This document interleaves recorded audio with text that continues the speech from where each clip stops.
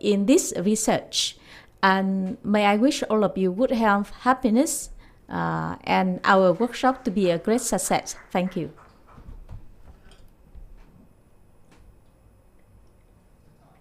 Thank you. Thank you very much, Mr. Minh Hồng. From the UNDP Vietnam, may I have an honor to invite Mr. Patrick Hefman, a Deputy Resident Representative of UNDP Vietnam, with the opening remarks.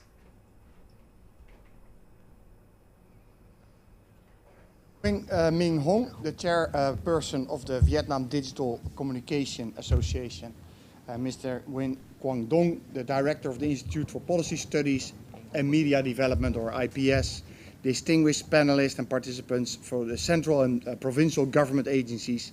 Ladies and gentlemen, good morning, Xin Jiao. And it's really an honor to be here today to open the discussion on the accessibility and the user-friendliness of the 63 provincial e-service portals. As you can see, we have a very full room today, and we have a lot of people online, so it seems a very good time and a very hot topic to discuss. So we hope to have a good discussion today. So Vietnam is fully committed to the digital transformation in the public sector. The government's vision, outlined in the National Digital Transformation Program, aims to achieve 100% of online processing of public administrative procedures and recognizes the importance of bringing citizens into the digital environment and ensuring inclusivity to leave no one behind during this process. We have conducted extensive studies and that shed a light on the challenges faced by citizens. Barriers such as complex login requirements, technical issues, and a lack of digital competencies among the public officials have so far hindered the use of the e-services in several provinces. So back in 2021 and 2022, the Ho Chi Minh National Academy of Politics and the UNDP in Vietnam conducted in-depth studies on access on online public services for ethnic minorities in 6 provinces. So we worked in Ha Giang, Gia Lai, Tra Vinh, Soc Trang, Quang Tri, and Hoa Binh. Findings from the action research showed that the use of e-services in all 6 provinces was still limited. The Vietnam Provincial Governance and Public Administration Performance, or as we know, the PAPI project, they had also findings in 2018, showed that very few citizens have used e-services being offered at both the central or the provincial level. In 2022, in instance, barely over 1% used the e-portals to process administrative procedures for themselves or for their family members. And as Mr. Hong said, like today, maybe 18%. So let's not discuss what the percentage of people using it, but I think we can agree that still a lot of room for improvement is there. So the question is, how can we increase these numbers? Citizens accessing e-government services that could lead to a more efficient government, like less processing time, lower cost for the government, shorter waiting times for the citizens, less paperwork, and more transparency in the process. So a lot of advantages to gain from e-governance. To address citizens' reluctance to use e-services and improve their experiences, the Institute for Policy Studies and Media Development and the UNDP in Vietnam conducted an extensive review of the 63 provincial e-service portals. This review aimed to identify the gaps in the digital competencies between the service providers and the users, informing a training program for public service personnel to bridge these gaps and prioritize user-first approaches. So after 6 months of extensive work, the research team has produced a crucial review report with significant implications for policy and practice in enhancing digital governance in Vietnam. While we will delve into the findings later on in more detail, I want to highlight 2 significant discoveries and their implications for today's discussion. First, the search tools on most provincial e-service portals are not yet user-friendly. Specifically, 36 portals don't display the search tools on their homepage, requiring users to spend exhaustive time searching through the subpages. The search tool is also not effective, as 25 portals do not generate results in the keywords when you misspell a keyword. Additionally, 4 portals require the users to log in before conducting a search, and 4 portals require users to include the state agency's name before searching. This implies the need to improve the usability of the search tool. To do so, 3 user-friendly elements should be addressed. Easy accessibility with the search tool prominently displayed on the homepage. 2, the optimization of keyword-based search. And 3, the inclusion of voice search functionality. Second, all the 63 e-service portals are difficult to access for users with visual impairments and ethnic minority communities. For visual impaired users, the support of screen reader browsers is necessary. However, none of the portals ensure all 6 criteria for basic accessibility as specified in the global guidelines for accessible websites. For ethnic minority communities, 62 portals don't supply voice search functionality, while the search tools of 25 portals don't yield results in the search keyword misspelled, causing difficulties for ethnic minority users who may not be proficient in writing standard Vietnamese. Therefore, enabling information retrieval through voice search or with closely related procedure names is crucial. This suggests the e-service portals administrators regularly uses automated scanning tools as web accessibility evaluation tools and accessibility insights. To review, also, video guidance on how to log in and search the procedures in major ethnic minority languages is needed. To get these points, involving people with disabilities and ethnic minorities in the design of the e-service portals will help enhance user experience. To achieve these important improvements, it's crucial that we involve people with disabilities, ethnic minorities in the design process. By doing so, we can enhance the user experience and make our e-services truly inclusive. Ladies and gentlemen, I believe that during the seminar this morning, we will have the opportunity to delve deeper into the findings and suggestions. It's an immense pleasure for us to have great panelists from relevant central and provincial state agencies today. They will provide us with insights into practical issues on how such issues can be addressed to enhance the accessibility and the user-friendliness to the portals, provincial e-service portals. We welcome your constructive comments and reflections on our work throughout the seminar. So to conclude, I want to express my gratitude to the Australian Department of Foreign Affairs and Trade, DFAT, for this review through the Citizens-Powered Innovation Initiative under the PAPI Research Project. I'm confident that the findings and suggestions from this review will, 1, drive more people to use e-governance services, and 2, create positive changes in the user experiences of public e-services in Vietnam, especially for those who are more disadvantaged. Thank you, and let's continue this discussion with the constructive comments and reflections from our esteemed panelists. Chuk Suk Ko Sin Kemon.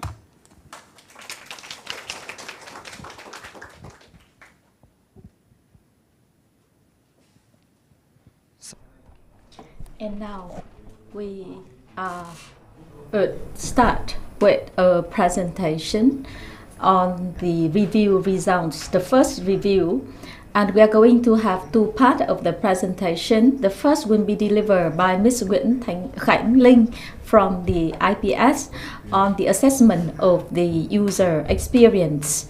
And then a group of presenters from the Blind Association of Vietnam will present the findings on the accessibility and user-friendliness of the e-service portals for persons with disabilities. Ladies and gentlemen, I'm from the IPS, and it's my pleasure to be here on behalf of the entire team to present on the review findings. And thank you very much for making time to attend our discussion today. I will start with the background and the rationale for this research. And as pointed out by Mr. Nguyễn Minh Hồng and Mr. Patrick Haveman, Vietnam has set very important goals of 100% end-to-end e-government services accessible across multiple platforms, 100% optimal user experience, and 100% of seamless identification and authentication, 90% of satisfaction with the administrative procedure completion. But back in the 2021 and 2022, very small share of population has utilized the e-service portal, as you can see on the left panel of the slides. So how are we going to achieve the national targets within the preset deadlines? And that's one motivation for our research. And another motivation for us in conducting our research is to help Vietnam to become one of the top 50 countries of the UN e-government development index. So how are we going to become one of the top 50 countries in the EGDI? And when we look at this, you can see that the impact point here that can help us to perform better, to come to the second place just after Singapore in the Southeast Asia. We need to improve, for example, our performance in provision of e-government services or e-participation or technology. So according to our preliminary estimates, if we want to overtake Malaysia, we need to achieve at the score here by improving our service delivery as well as the electronic participation and technology. But these are just the rough estimates. So these are the two important motivations for our research.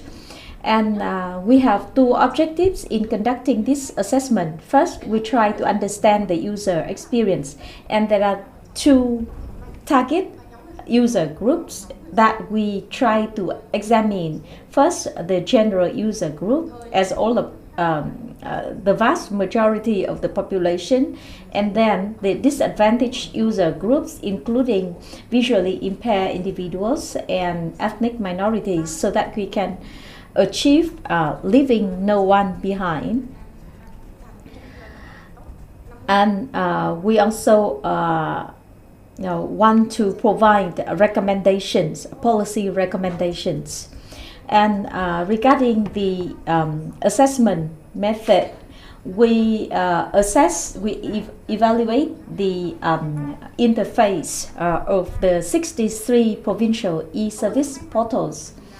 And the evaluation period was between the 1st of February to the 30th of May 2023, and we were fortunate because we had opportunities to also observe changes with the adoption or the introduction of the circular in certain circulars in improving e-government services. And when a citizen use the e-service portal, what is their purpose? First, they want to find information. So when I come to the e-service portal, I want to clearly locate, easily locate where the administrative procedures is in the website or in the portal. So here we look at the ease of use of search and information retrieve tools. We also look at the availability and the ease of use of user support tools, availability of contact information, and transparency of information. So that's the first group of criteria to evaluate the information search function. And then we look at the online administrative procedure application process. So we look at the smoothness of the e-service provision and the satisfaction of the citizen. And here we look at the application for the judicial record certification. And this is kind of like a case study for us. And it is provided on an end-to-end basis in all 63 provincial e-service portals. And the third group is evaluation of e-service portal interfaces with 3 criteria. And that's the first method. The second method is from our review of the interfaces of the 63 provincial e-service portals. We also analyze the user feedback, the response to user feedback with the time frame between the 28th of November 2022 to the 11th of April 2023. So we analyze the content of the feedbacks and also the responses from the government agency. And here are the key findings. So as I mentioned, in the research methodology, we focused on assessing 2 major functions of e-service portals, information search and the administrative procedure process. And our findings is that basically 63 portals provide available functionalities to a basic level. So our initial step has been done by providing available infrastructures. But when it comes to the second step of user-friendliness, this is the ultimate goal that we need to reach. And this is what we looked at in this review. And we understand that we will need time to go gradually to improve the quality of the processes. So as Patrick mentioned in his opening remarks, the search tools are not user-friendly, and 36 portals that do not display the search tools on the homepage. Because supposedly when you get to an e-service portal, you need to see the available functionality available on the homepage for you to search the needed information. However, in many pages, you see that this is hidden in a subpage. And when you get into the subpage, there are other smaller subpages hidden in the advanced search. So you don't see the search tools here. You have to click the advanced search here to see the search tool. So if we say that we want to put the users at the center, we need to provide a tool that is most user-friendly for them. Second, we also see that most available search tools are also not effective, are not optimal. What does that mean? It means that we expect the portals to provide an easy searching functionality, However, 25 ESPs require accurate keyword input. For example, when I type lý lịch tư pháp with all the tone signs here, it will return a result, but otherwise it does not. Besides, 4 e-services portals require account login, and this is another barrier for an average user. 4 e-services portals require input of executing unit name, and that also puts another barrier to the users. Next, when we look at the functionality that would allow users to complete their procedure online, as I mentioned in the beginning, 56 portals state that they supply end-to-end service or processes, meaning that you can process the procedure online, you can pay the fees online, and results would also be returned online. So that is what expected. However, our findings is that the end-to-end services are not really available. And even the application is not done online, because we have seen many complaints that the citizens had to submit hard copies for application rather than submitting their application online. For example, An Giang portal requires in-person submission at the receiving agency. So actually, the service is not provided online end-to-end. Also, Hưng Yên, Hà Nam, and Tiền Giang portals also require submission of hard copies, because when you looked at it, there are only 2 options. The applicants can only either send their applications via post or submit in person. Next, 26 ESPs also require applicants to present the original documents for comparison after submitting scanned or copies document online. This is an example, but you can find these on so many portals. So you can see that in the attachment portion of the page for the judicial records certification, you can see a requirement of a copy together to be associated with the original documents of the IDs or passports. So obviously, the end-to-end services are not effective. Further deep diving into these pages also suggests to us that the applicants have to complete their payments of fees before they successfully submit their applications. So even though payment has been made online, the process still requires another in-person processing maneuver of the official before the applications are accepted by the receiving and processing agency. Another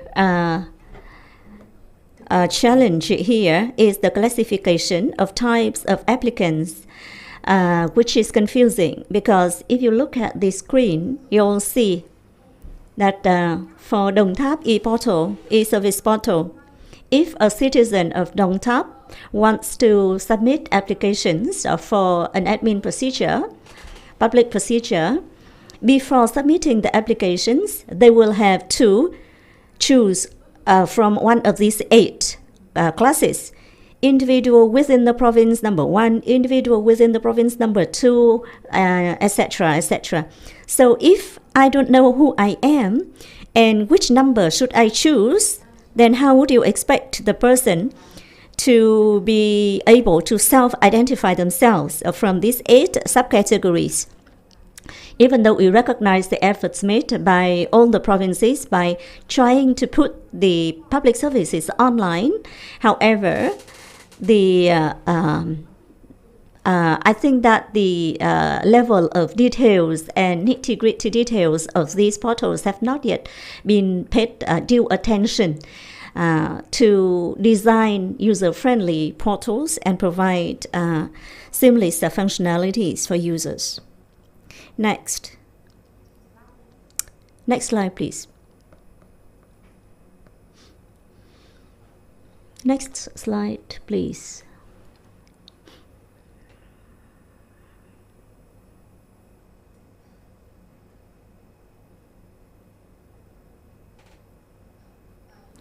Yes, and as you can see on the screen, this is a classifications of types of applicants for judicial records, not similar from one, vary from one province to another.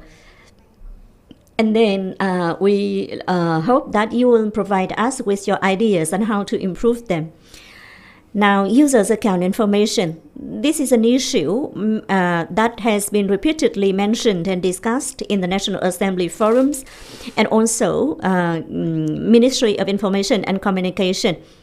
So from our review, we found out that in 62 out of 63 ESPs, the account information is not yet automatically filed on or updated. So the information is not filled, is not pre-filled on this account. So for example, if my name is Tong Khánh Linh, right? So I just need to enter some basic information and then other information belonging to me should be able to be pre-filled or displayed automatically because they should have been updated on these portals. However, it is not the case.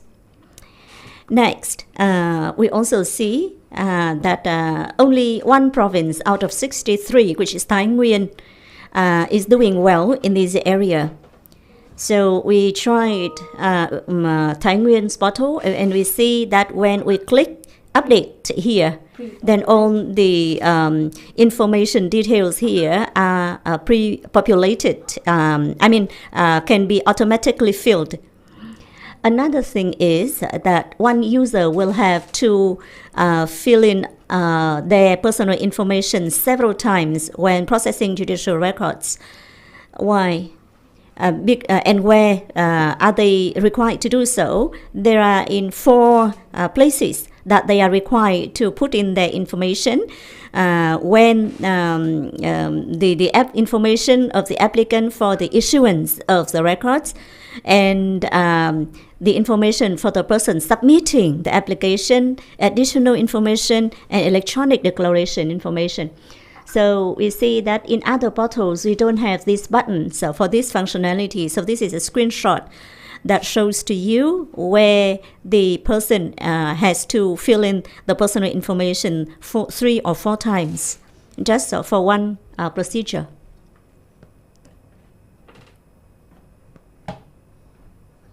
And next, a very important aspect, that is electronic declaration forms. And in the procedure for judicial record application, we have to fill on an application form and fill in an application form. And it's just been put in the electronic form. It's not yet digitized. Why? That is, they just use the original paper-based template for the application and post it online. So you can see this is an application form, and at the note here, the notes explaining how to fill in the paper-based record. But if you look at the text of the note, you can see that it's the guidelines for a paper-based environment, not a guidelines for a digital environment. So this application, they don't have the embed guidelines for how to fill in the field, right? because usually when it is it is digital, you should have the guidelines for filling in the film embedded in each cell or in each film. So it's just an electronic form of a paper-based application. It's not yet digitized. So it's just we just stop at the stage of converting everything from paper-based environment to the electronic environment. We haven't gone far enough in digitalization. And second, another point is the interfaces of the e-service portals are not yet user-centric, and especially for those users with low vision. And most of the users, they use mobile devices. 94% of Vietnamese population are using internet services through mobile phones. And nearly 97% of the population owns a smartphone. And we interviewed a lady from Hà Giang, and she told us that if the e-service are fully digitalized, she should be able to fulfill the administrative procedure when she sits by the river. She doesn't have to go to the government offices. And we see that a lot of errors with user-friendliness. For example, the font size are too small for reading, or elements are too close together, or lack of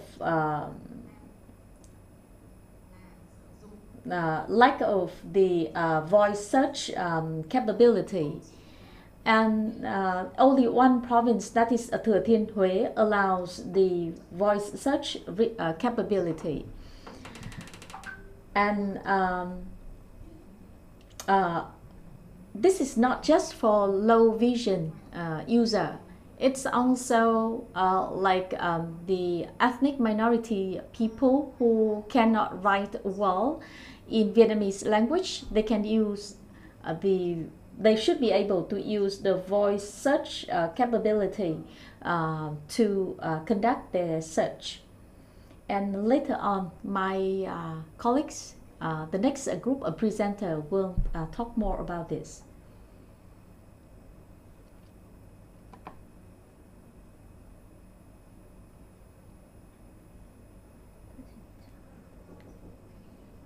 And one graph that shows that the page loading performance is always higher on computers than on mobile devices. One more important finding here is degree 13. Please be back to the previous slide. Degree 13/2023 provides for privacy protection.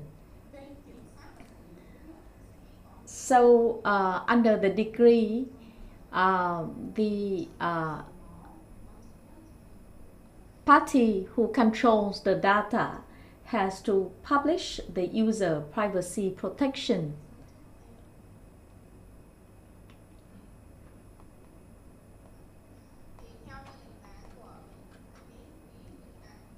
Currently, only 3 provincial e-service portals, that is Thừa Thiên Huế, Đà Nẵng, and Gia Lai, have published their privacy protection policy. And it's really important to take note of this, because the implementation should take place soon as the decree has been adopted. And the government agency, as you are using the e-service portals, you are the controllers of the data. You are collector and controllers of the data, and you should pay attention to user privacy protection. And we have had a more detailed review of the 63 portals to come up with a more detailed recommendation on privacy protection. Many e-service portals still contain technical errors when in use. Even though the technical errors may be minor, imagine that you are try to navigate and look for the information, search for the information, but the errors showed up, and then you have to contact, or do you? And if you see this, the text is a mixture of Vietnamese and English. What is required? So it's not purely Vietnamese. It's a mixture of English and Vietnamese. And classification of e-services has been inconsistent and confusing. The inconsistency and confusion, as you can recall from the previous slide, when I talked about the search tools, the search engines, in 63 provinces, you see that the search tools are in the administrative procedures subpage, but many other provinces are putting the search capability in different across different sub pages. And also classification of e-government services. If you look at this, you can see that though we have partial and end-to-end process, but we still see that classification of e-services has been confusing.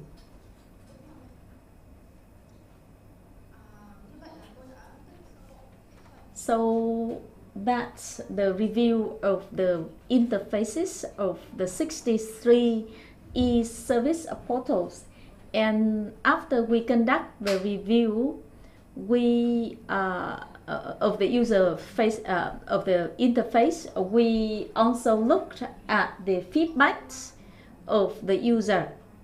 And the feedbacks of user can be categorized into three groups: technology related, human related, and administrative procedure related.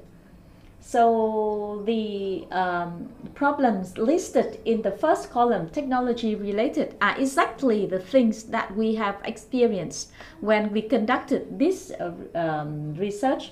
For example, faulty portals, or lack of online submission guidelines, or inability to update profile online, or inability to make online payment. And the second group is a human-related problem. For example, officers return applications with inadequate reasons, or failure to explain or to guide citizens when applications are incorrect. So these are the contents that we've taken from the feedbacks provided by the user on those e-service portals. And the last group is related to administrative procedure. For example, delays in the application acceptance, or online applicants were asked to provide additional documents in person. And in order to successfully implement e-services, we need to improve not just technology but also human resource aspects. For example, you look at these are some feedbacks of the user. So they the user contacted the hotline, and the hotline asked them to go to the website, to the portal, to conduct the administrative procedures online. But when they visited the website, they could not locate where the administrative procedures are. And when we analyze the responses, we realize that the service on unemployment benefits is no longer available on the online service portals but of the province, but you can find it on the national e-portal. However, the officials are not clear as to which services are available on the national e-portal, e-service portals, and which one are provided through the provincial portals. So the existence of the national portal in parallel with provincial portals also cause difficulties for both officials and citizens, because they don't know when and where their services should be conducted. Next slide. So as the party and the government has put forward the policy of e-service people-centric, leaving no one behind our motto, we are now in the process of putting this into practice. And these are the three pillars of high-quality people-centric e-services. They need to be professional, smart and agile, and reliable.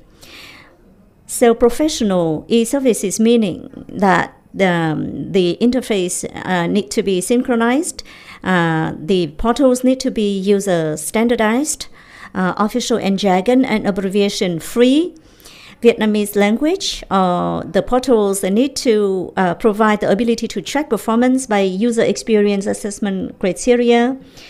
They also need to be smart and agile and reliable. So when it comes to standardization of information search tools on ESP, we recommend that similar to Google search tool, that would be the way to go. Of course, it will take time for us to get there.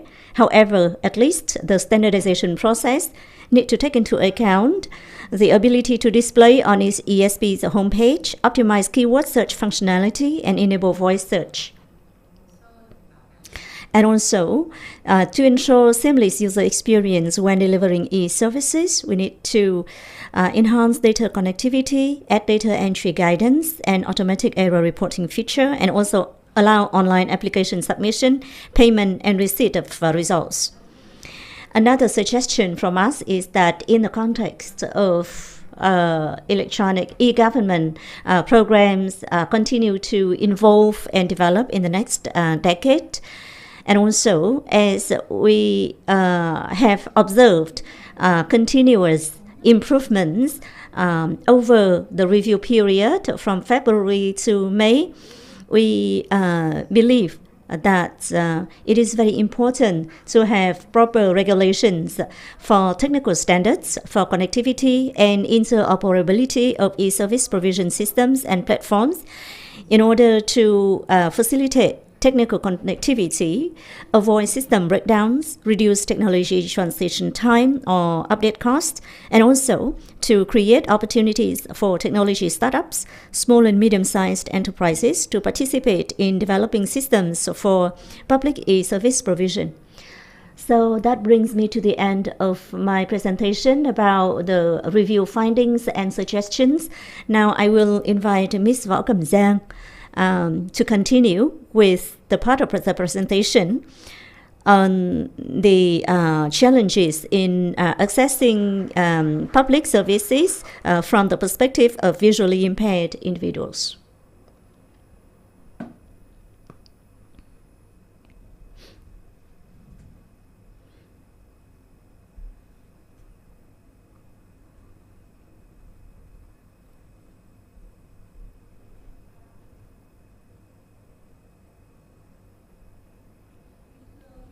Good morning, ladies and gentlemen. After conducting the review of 63 provincial e-service portals and with the permission of the organizers, our team, including Mr. Nguyễn Viết Thương, Mr. Nguyễn Tuấn Tú, and myself, Võ Cẩm Giang, will be giving you this presentation on the results of accessibility assessment by visually impaired individuals. So all of us are aware that the visually impaired people now can use internet and digital smart devices such as computers, phones, thanks to screen readers designed for the visually impaired, such as TalkBack, VoiceOver, JAWS, or NVDA on computers. With invaluable support from technology, visually impaired individuals have become more empowered and confident in their daily lives. So what exactly are screen readers? We'll display and to introduce to you about screen readers for visually impaired people on internet. This is a software to support the users to read the contents, to access the contents on the screen. So the blind or visually impaired people can use shortcuts or use different buttons to read the screen enabled by the developers, by the software providers. So with the development of the technology, the accessibility assessment service industry has also been put into place, and the market value of the accessibility testing market is huge because we know the importance of technology devices in our daily lives, particularly for the people with disabilities. And mobile devices and applications are playing crucial roles in everyone's daily activities. Aging population with a higher likelihood of acquiring certain disabilities is also increasing, because we could see that there are about 1.2 million visually impaired individuals, accounting for 1.6% of the total population. And during this digital transformation era, it is very important to ensure the right of everyone to be insured, to be secured, including the rights for visually impaired people. And we could see that from the review that we've mentioned, in all 63 provincial e-service portals, we found accessibility issues which confuse the people, the users of the portals, to read the contents on the screen. And to help you understand the common encountered issues on screen reading, my colleague Mr. Nguyễn Viết Thương will talk about it. And now I will hand over to Mr. Thương to talk about these commonly encountered issues.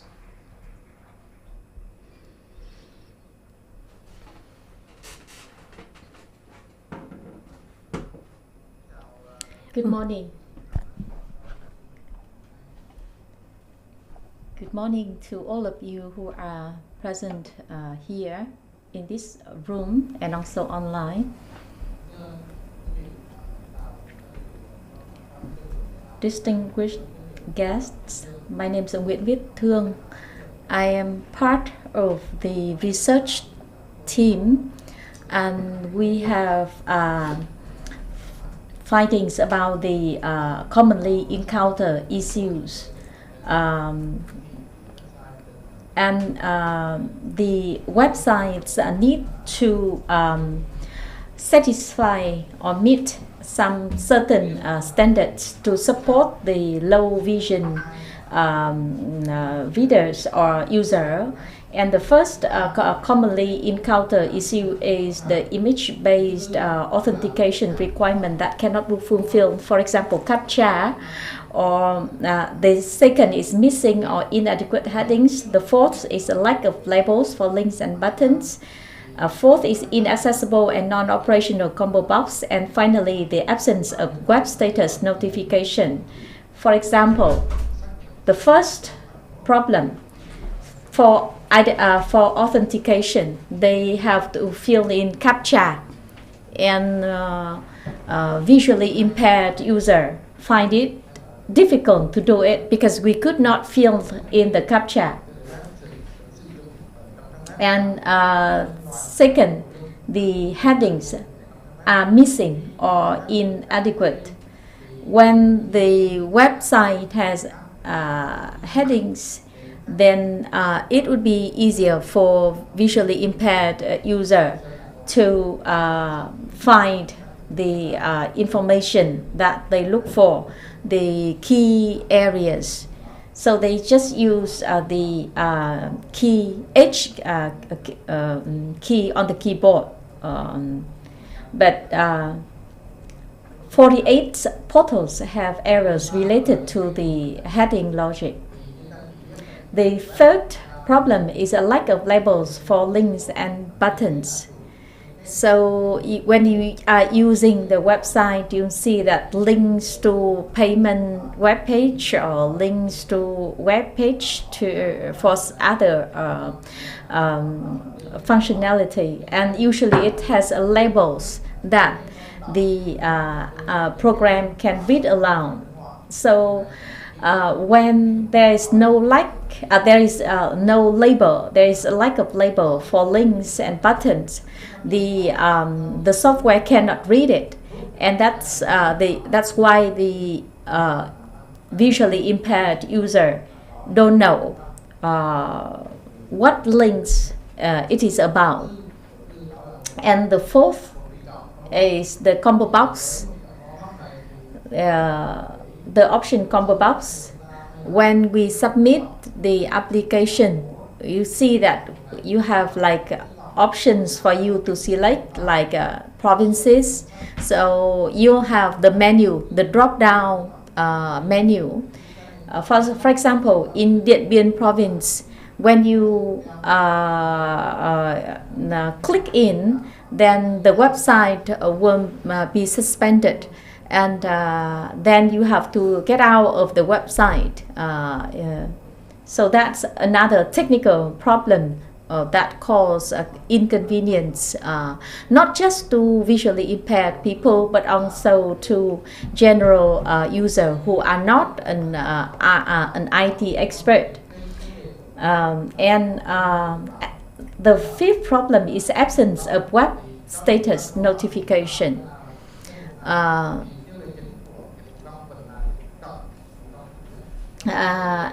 the web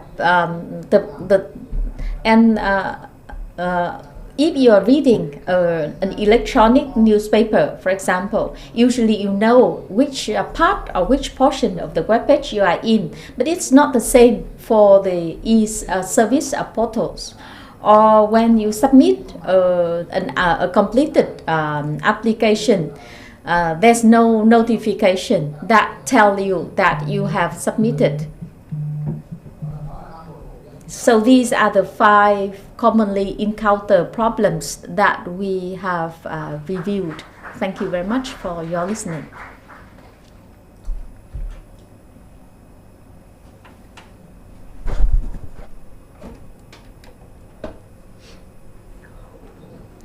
Good morning, ladies and gentlemen.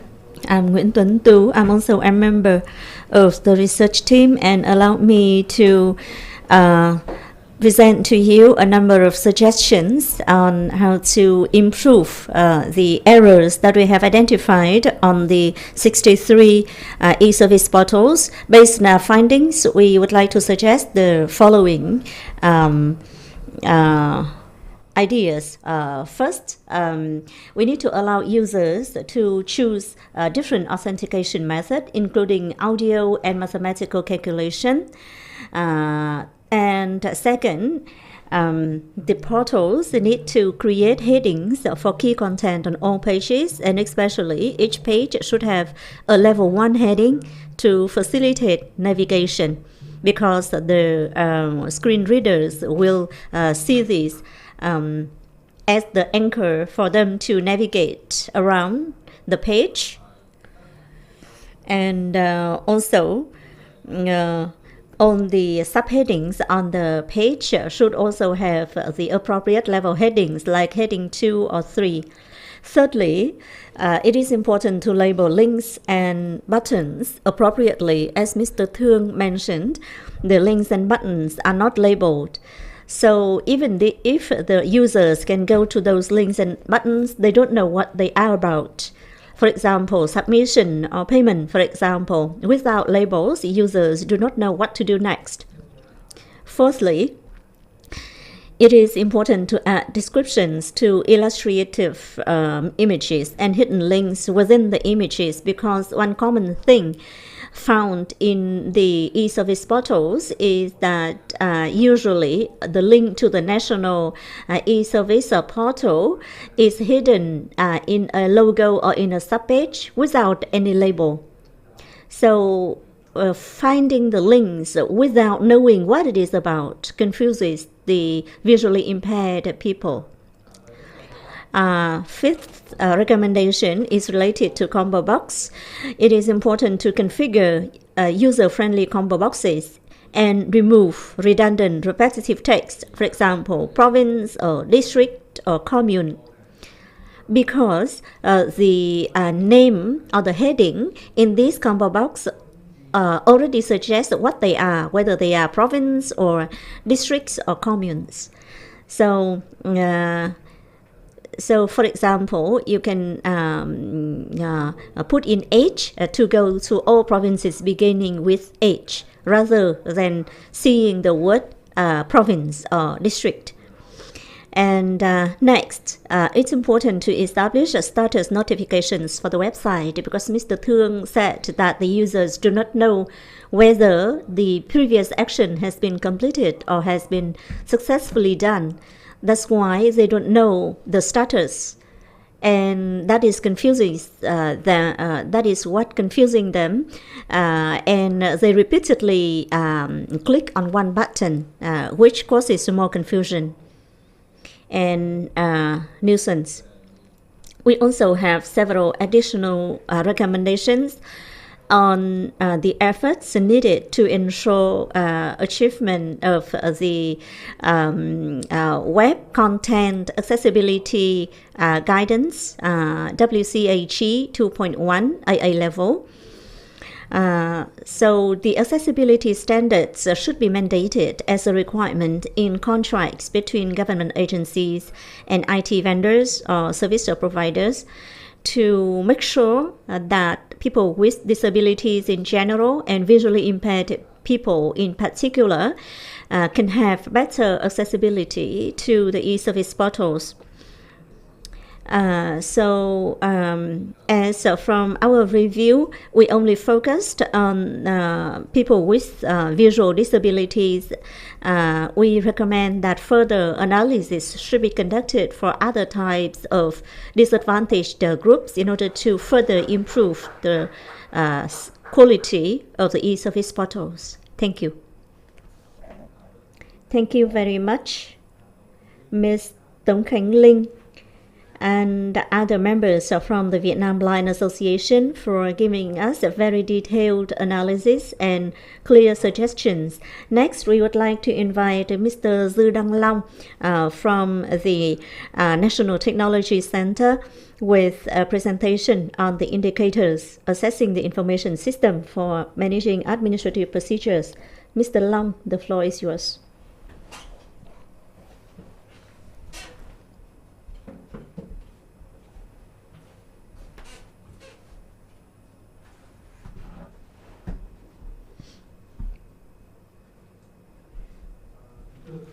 Morning.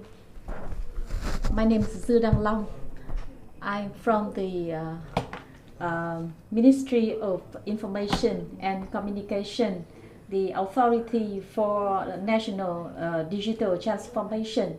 And I would like to introduce the set of indicators for assessing the user experience in using the e-service portals. So what is meant by user experience? According to Wikipedia in Vietnamese, it's the overall experience of the user in their interact with a product, a website, or application via the mobile or platform or other platforms. So it's not just the technical aspects, but also the satisfaction, the feelings of the user that matters, and that would vary from individual to individual and vary from time to time, from context to context. IT product, no matter whether it is in public or private sector, it should have a good user experience.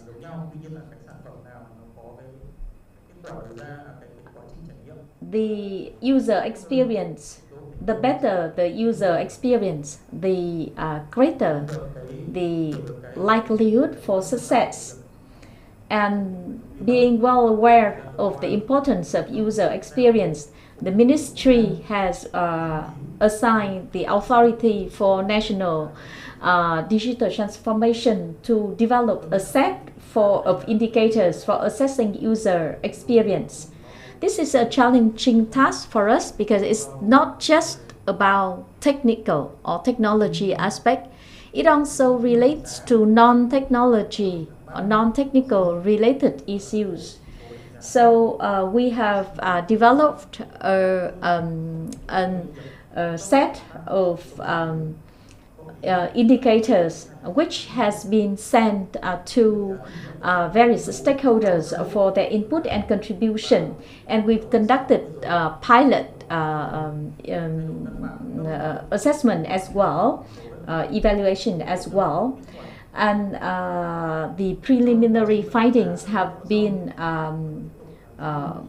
published, and we have also conducted the second round for consultation to seek their input and comments for further improvement. And then on the 13th of June 2023, a decision was issued by the Ministry of Information and Communication adopting the set of temporary indicators for assessing the user experience. So first, the methodology. The set of indicators is divided into the performance, functionality, and accessibility. Regarding the performance criteria, these are the response of the website or the portals when the user can perform a task.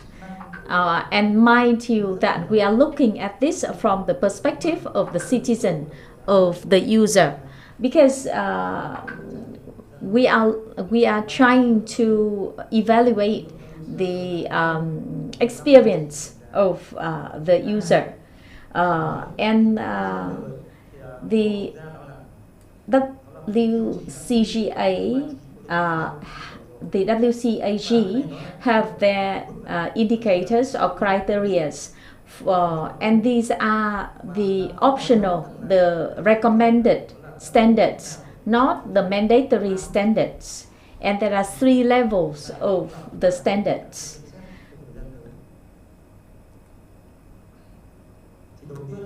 So first of all, the performance criteria. There are 5 indicators that are used for measuring and monitoring, and you can see 2 time frame for measuring, that is between 9 to 11 in the morning and between 2 and 4 in the afternoon. Except for the weekend, because that's the peak time. So the speed of page loading is really important, and the address where we conduct the measurement. That is the homepage interface of the e-service portal, and also the interface where the e-form interface. So the home page is the first place that a user will arrive, and then the e-form interface is the most used interface for conducting an administrative procedures. So you can see that the 5 indicators here, and the values range for rating of good, medium, moderate, and low. And this is in line with Google standards, because you know that Google browser is the most common browser in the world now, and we try to benchmark or to utilize their criteria for the browser performance to assess our e-service portals. And regarding the utility or functionality criteria, you see that we have Circular 2022, which specify the key functionalities of an e-service portal. So this set of indicators translate those requirements. And finally, accessibility of we use the WCAG and using level A. That is the lowest level, and that's 13 criteria. And even when it is at A level, no portals have satisfied or have passed all these 15 indicators. For some more information about the WCAG regarding accessibility,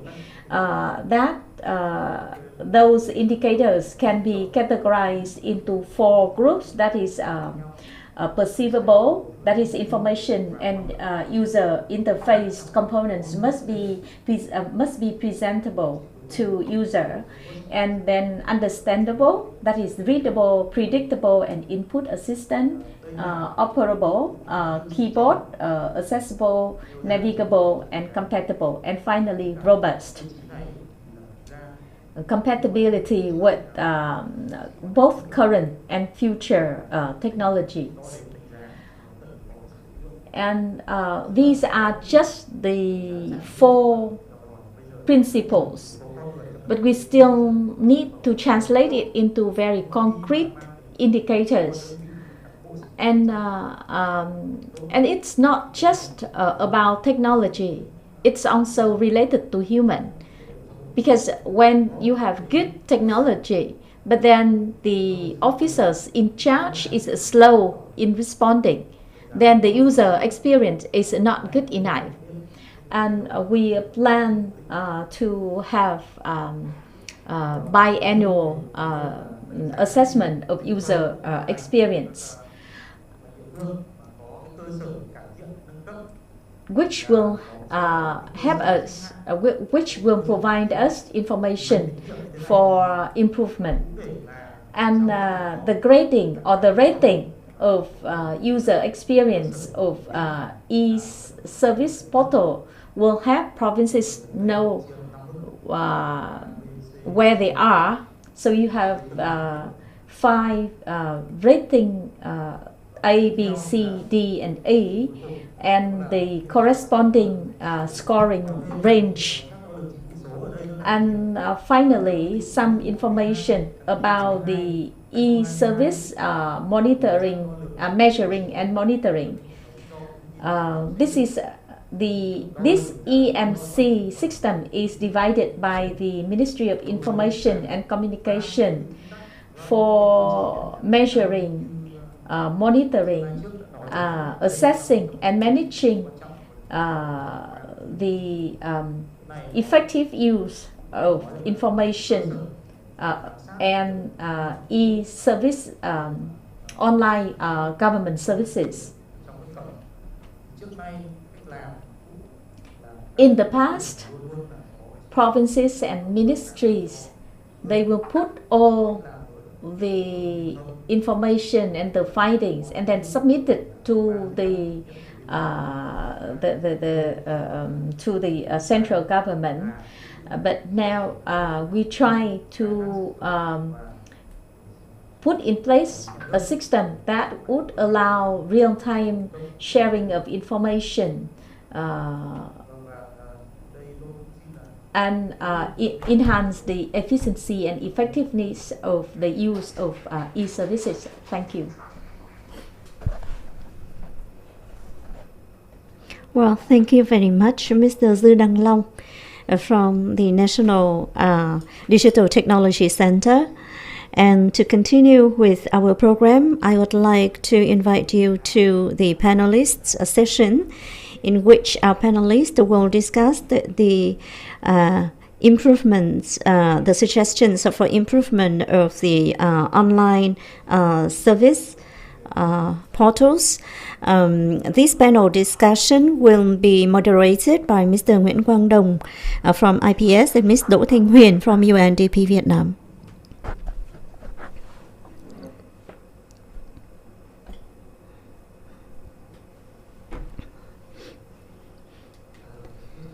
Well, ladies and gentlemen, we have heard the presentations by the research team and also the assessment on the accessibility for visually impaired people, people with disabilities.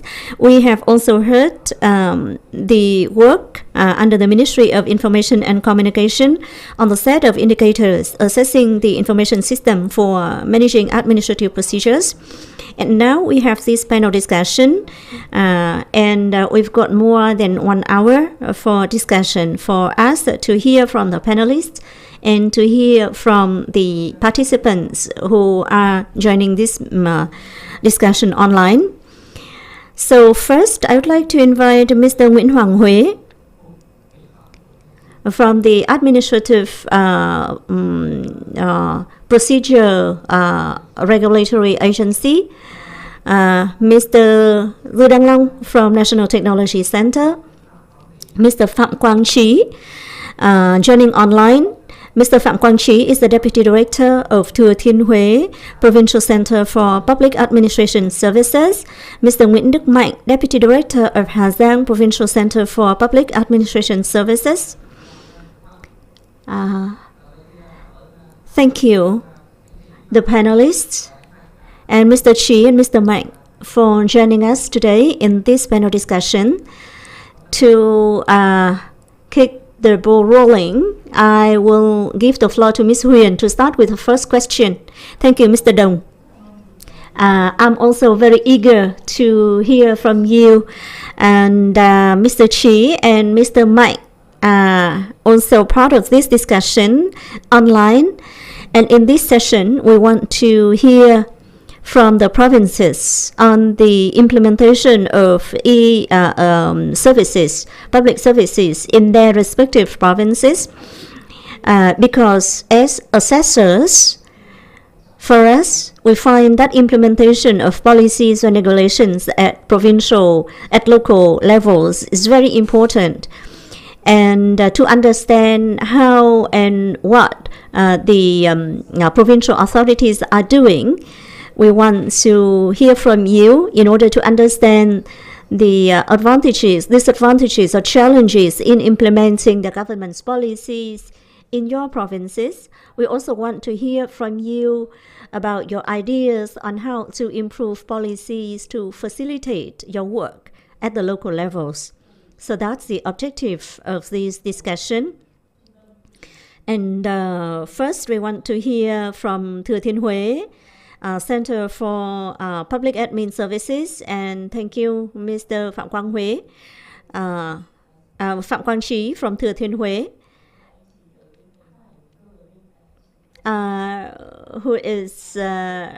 whose screen is on the right-hand side, and Mr. Mạnh as well from Hà Giang. Mr. Chi, as we heard in this morning's presentation, Thừa Thiên Huế e-service portal can be seen as one of the best in terms of accessibility and user-friendliness.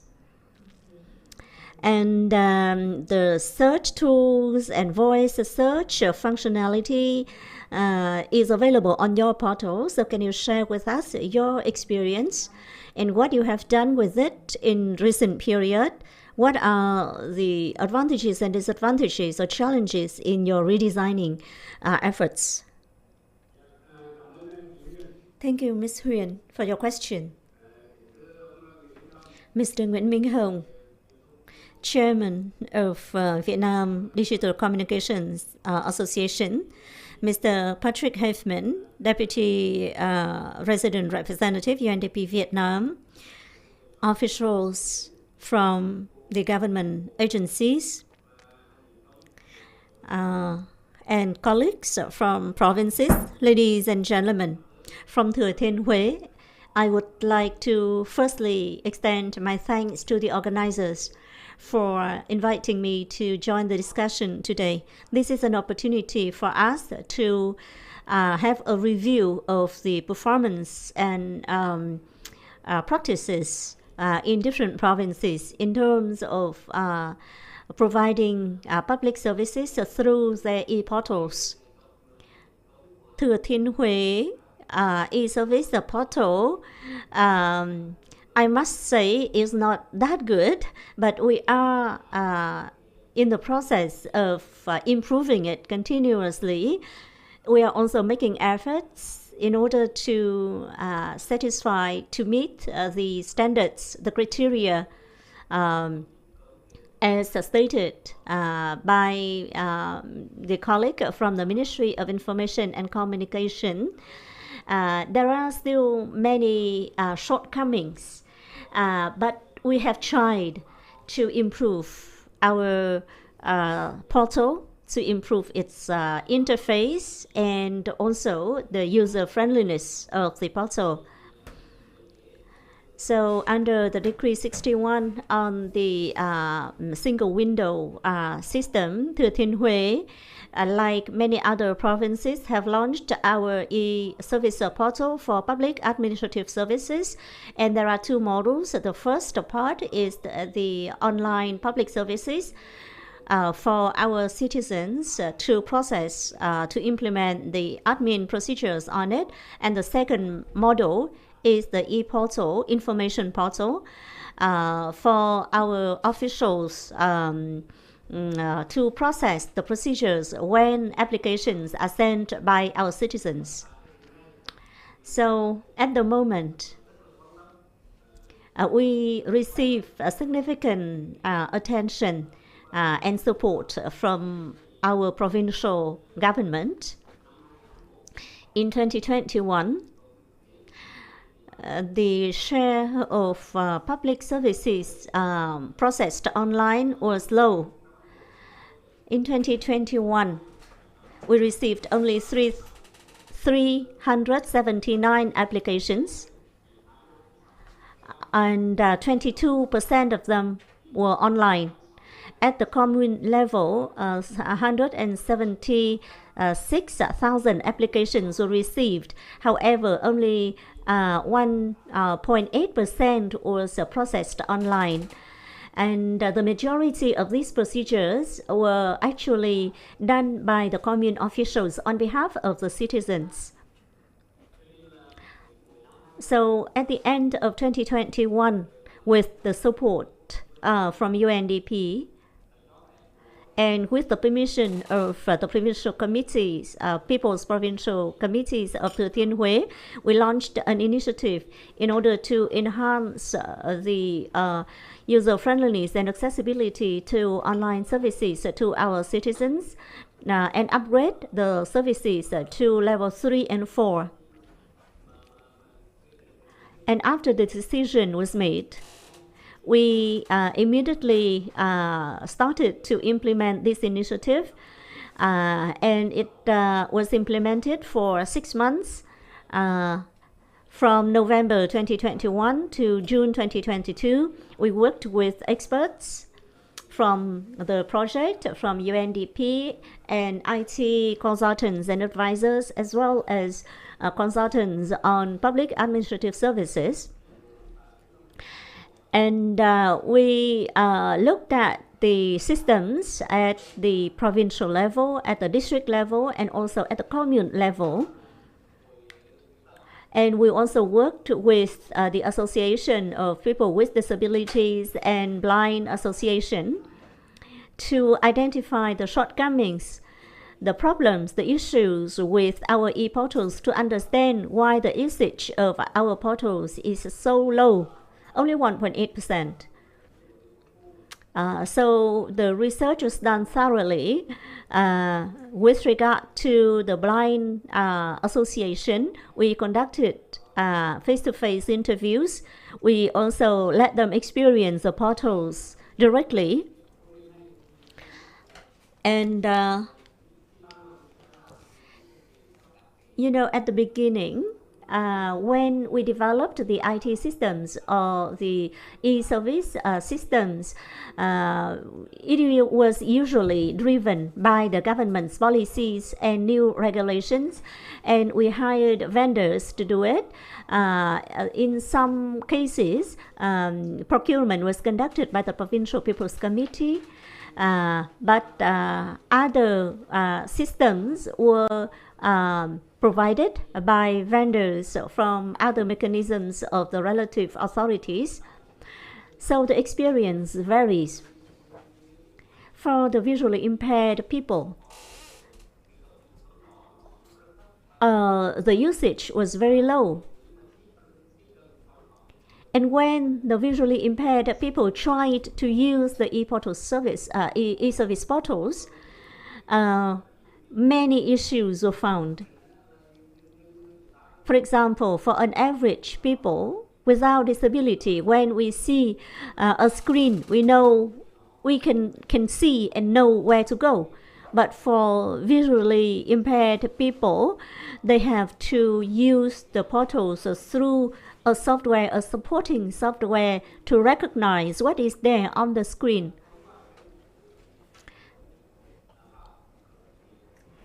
So we let people with visual impairments try to use these portals with the support of their softwares, and we also conducted interviews with officials from the functional departments, and we heard the responses or the feedbacks from users to understand what the issues are. And based on all these interviews and reviews, we summarize the findings, the feedbacks and findings, and then we organized a workshop. And as a result of the discussion and the workshop, we prepared a report to the Provincial People's Committee and relevant authorities on the e-services provided through the portals that we looked at. And then, with the permission of the People's Committee, we worked with experts to develop beta version to upgrade the old e-service portal. And then we also gathered comments and responses from the officers at the commune level to see whether the portals has improved, to see whether anything else needs to be fixed. So when we discuss with users, with our citizens,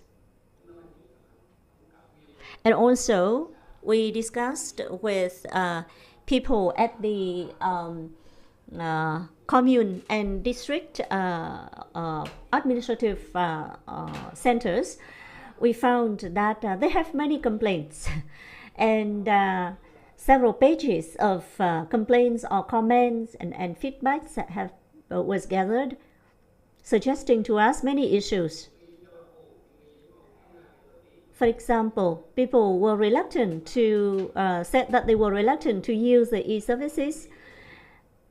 they don't want to change their normal practices. They would prefer to submit hard copies in person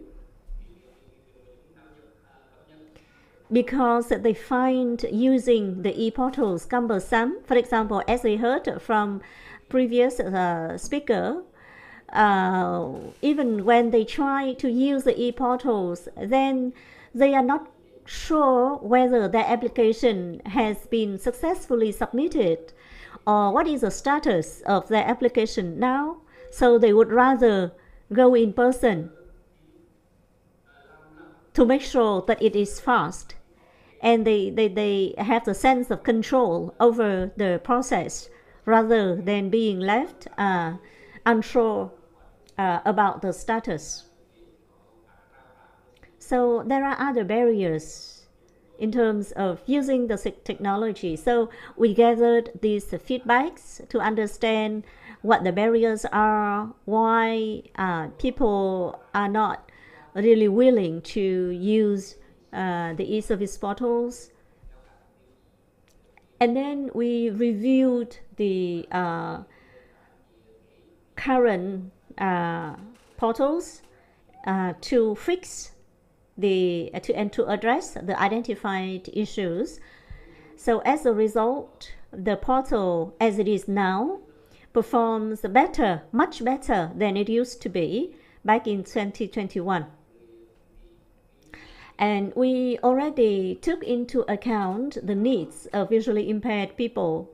However, we have to admit that it is not perfect. We could only address the issues to a certain extent only. The interface of the page has also been reorganized and improved, learning from the actual experience and feedbacks, and also learning from better practices.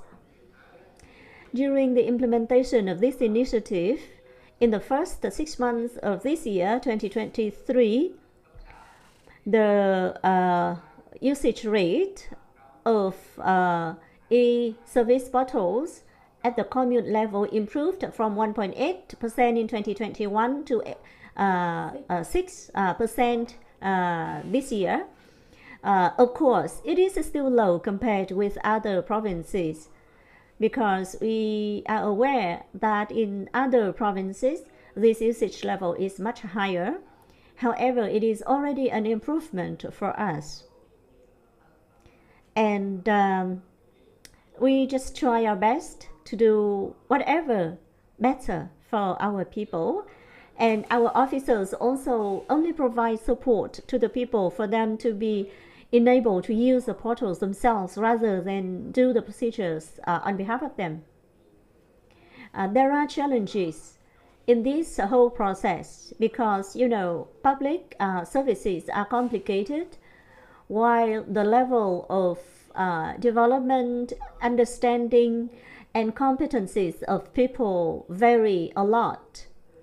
Because for people with disabilities or people from ethnic minority groups, they find it much harder to use advanced technologies or to use online services. So really, it is not easy to convince them to use a tool that they would find it challenging. And also people living in different areas, particularly in remote areas, still left behind in terms of technology competencies. So when we develop the e-service portal, the public services are complicated in terms of processes and procedures. So putting them in the online environment is not an easy task. So we are still going, improving step by step, gradually, with the guidelines and support from the central agencies. However, we must admit that the public services still there are many difficulties that are found within the public services themselves. For example, business registration. Technology is only a supportive device or instrument, while the public service itself is highly complex. So what we can do with the IT is only to try to use IT to solve the problems, to support solving the problem. But it is not the solution by itself.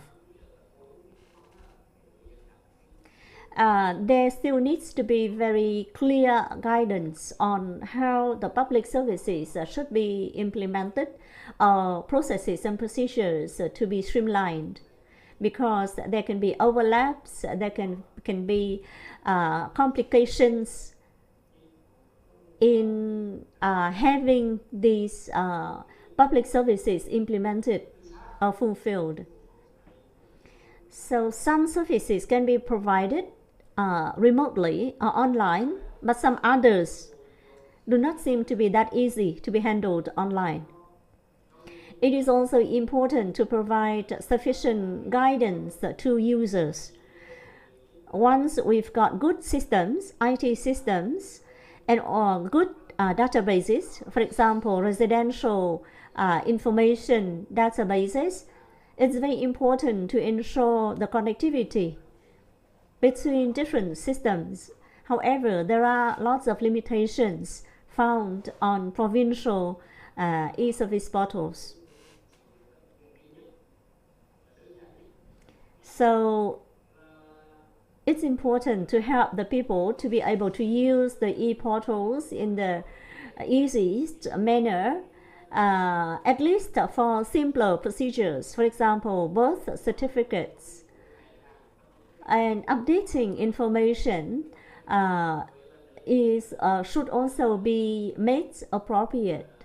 For example, birth certificates or parents' information updated, or other information elements.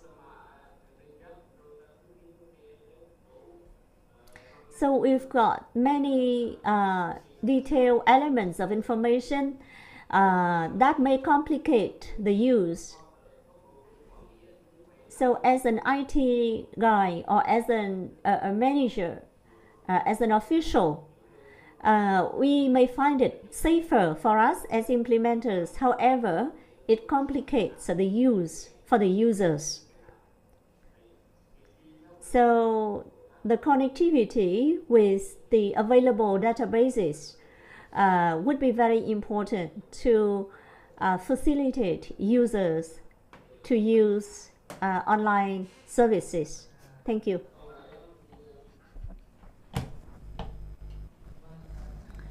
Wow, thank you very much. A lot of information about the challenges that you have encountered.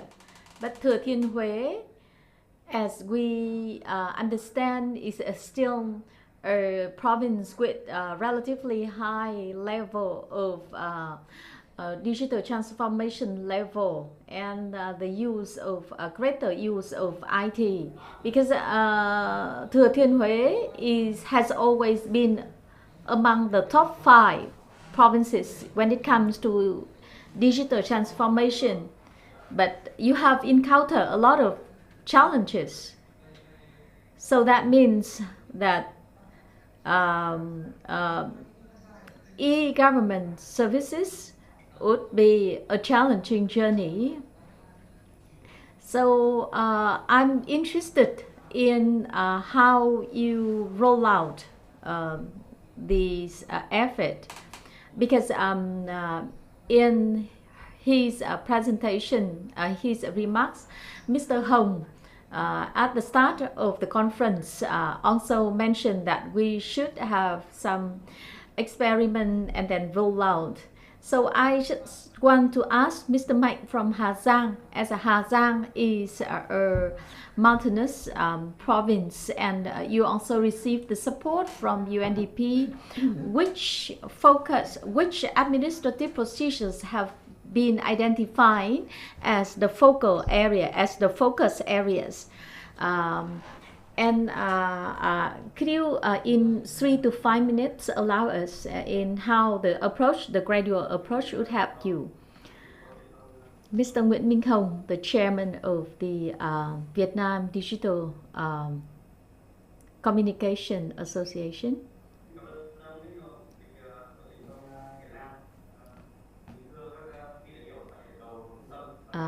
Distinguished guests online and offline, I'm the Deputy Director of the Public Services Center of Hà Giang Province.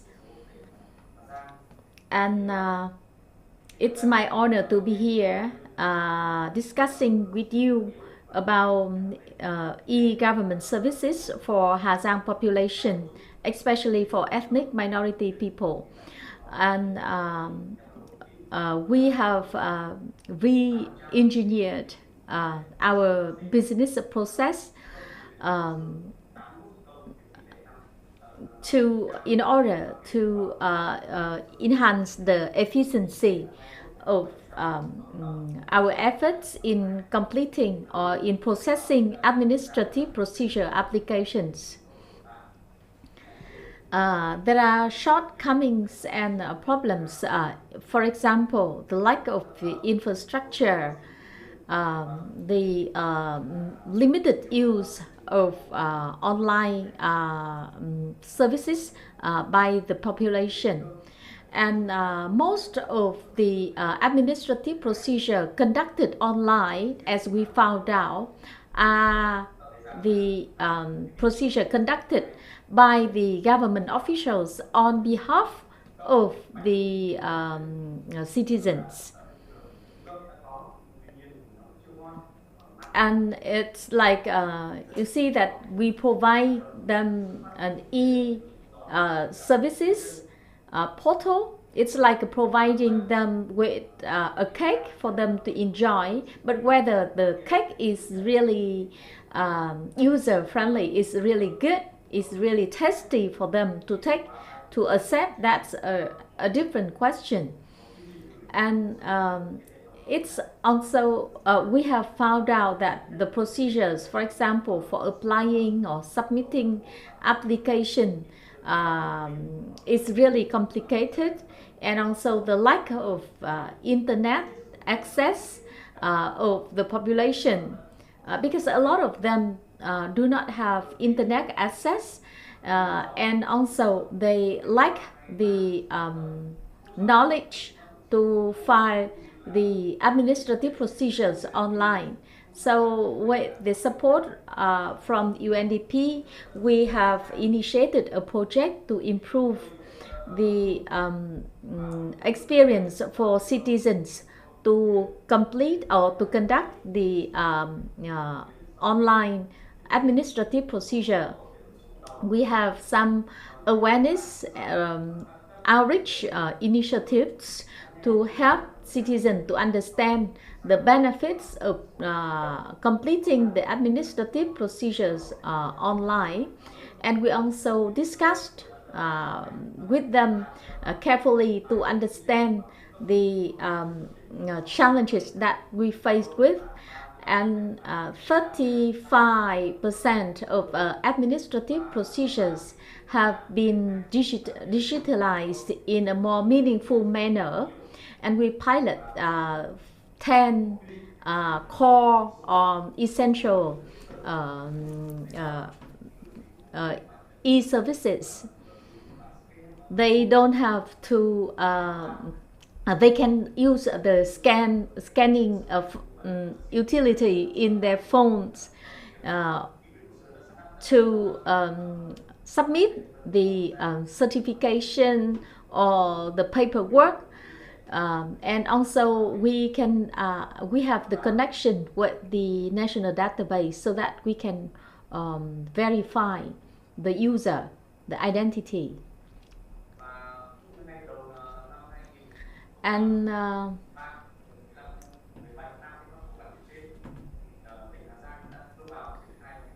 we have also introduced a new IT system.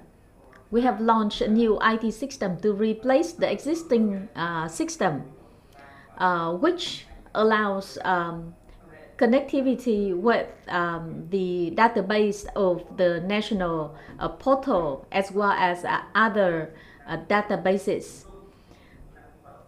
And the technical functionalities have been improved. And with these efforts, we hope that we'll be able to persuade citizens use the public services online more, getting the ethnic minorities people involved in the use of e-service portals is a challenge. We enjoy the strong support of the top leadership of the province, and we are fortunate in the sense that more efforts have been made in order to increase the internet access, internet connection for all communes in the province. But there's still a lot of work to do, particularly in rationalize, in streamline the work across various government agencies. And also it's really challenging for citizens, because for some administrative procedure they have to file at the national portal or ministry portal, when for some other administrative procedure they have to file at the provincial portal. So sometimes from the user perspective, citizens, they don't know which portal they should go to complete an administrative procedures. And the limited education level of the ethnic minority people, and also the lack of electricity, of the limited the incomplete coverage of the electricity grid, as well as the lack of internet connection, are posing a lot of challenges. But we try to focus on the 10 essential administrative procedures for the ethnic minorities people. First, these include, for example, the social protection or social security benefits for citizens. So these have been identified as a priority areas, because that's of great interest to many citizens in the province.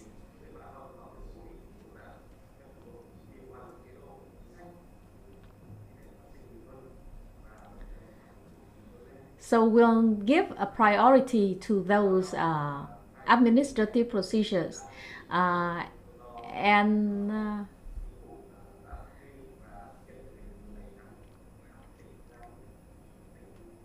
birth and death registration processes are also identified as essential administrative procedure that we want to focus on in this pilot exercise. Thank you, Mr. Mike and Mr. Chi. Actually, in recent time, we hoped we wanted to go to the provinces with significant number of ethnic minorities and people who are more likely to be left behind. Because in reality, we know that not only for ethnic minority people, but also for us, Vietnamese people with Vietnamese language literacy and competencies in using technologies. Like I supported my brother to exchange his passport online, and it took me 7 hours. So it is not easy at all for anyone. That's why we wanted to convince you to tell you that let's go more slowly to accompany our compatriots to see what their difficulties are and how these difficulties can be addressed. Because we can say that 98% of administrative procedures are implemented by officials at the commune levels. So it's very important that we can help them reducing their workload, because if they have to do many different stages in one procedure, administrative procedure, that would be cumbersome, very cumbersome for them. That's why I am asking the next question to Mr. Nguyễn Hùng Huế from the Administrative Procedure Control Agency, Office of the Government. What are your observations from the findings of the research team that we heard about this morning? And what would be your view from the perspective of a person from the Admin Procedure Control Agency? How do you think we can improve the experience for our citizens? Do you think that the administrative services should be all provided on a single portal, which is the National E-Service portal, or should it be 1+63? Well, first of all, I'd like to thank the presenters from UNDP and IPS team. Especially, I appreciate the inputs from the Vietnam Blind Association, because this is really a very objective assessment of the online administrative procedures provided through our e-service portals. While the government is highly committed to a citizen-centric service delivery approach, we recognize there are many limitations and difficulties. During this process, we actually have gone step by step. The review was completed in July 2022, and since then, I believe there have been improvements that need to be recognized. For example, we heard about better practices observed in Hà Giang and Huế, and also we have seen a higher number of interactions on the national and provincial e-service portals. We see that about 60% of applications are launched online. Of course, half of them are still completed by the officers, and only half of them are completed by our citizens. However, it has been an improvement that must be recognized. So from the updates, we see better results already. Responding to your question, Ms. Huyền, I think that as we want to see improved public service, we need to be convinced to use it. And then we have to assess by several criteria. Firstly, transparency and publicity.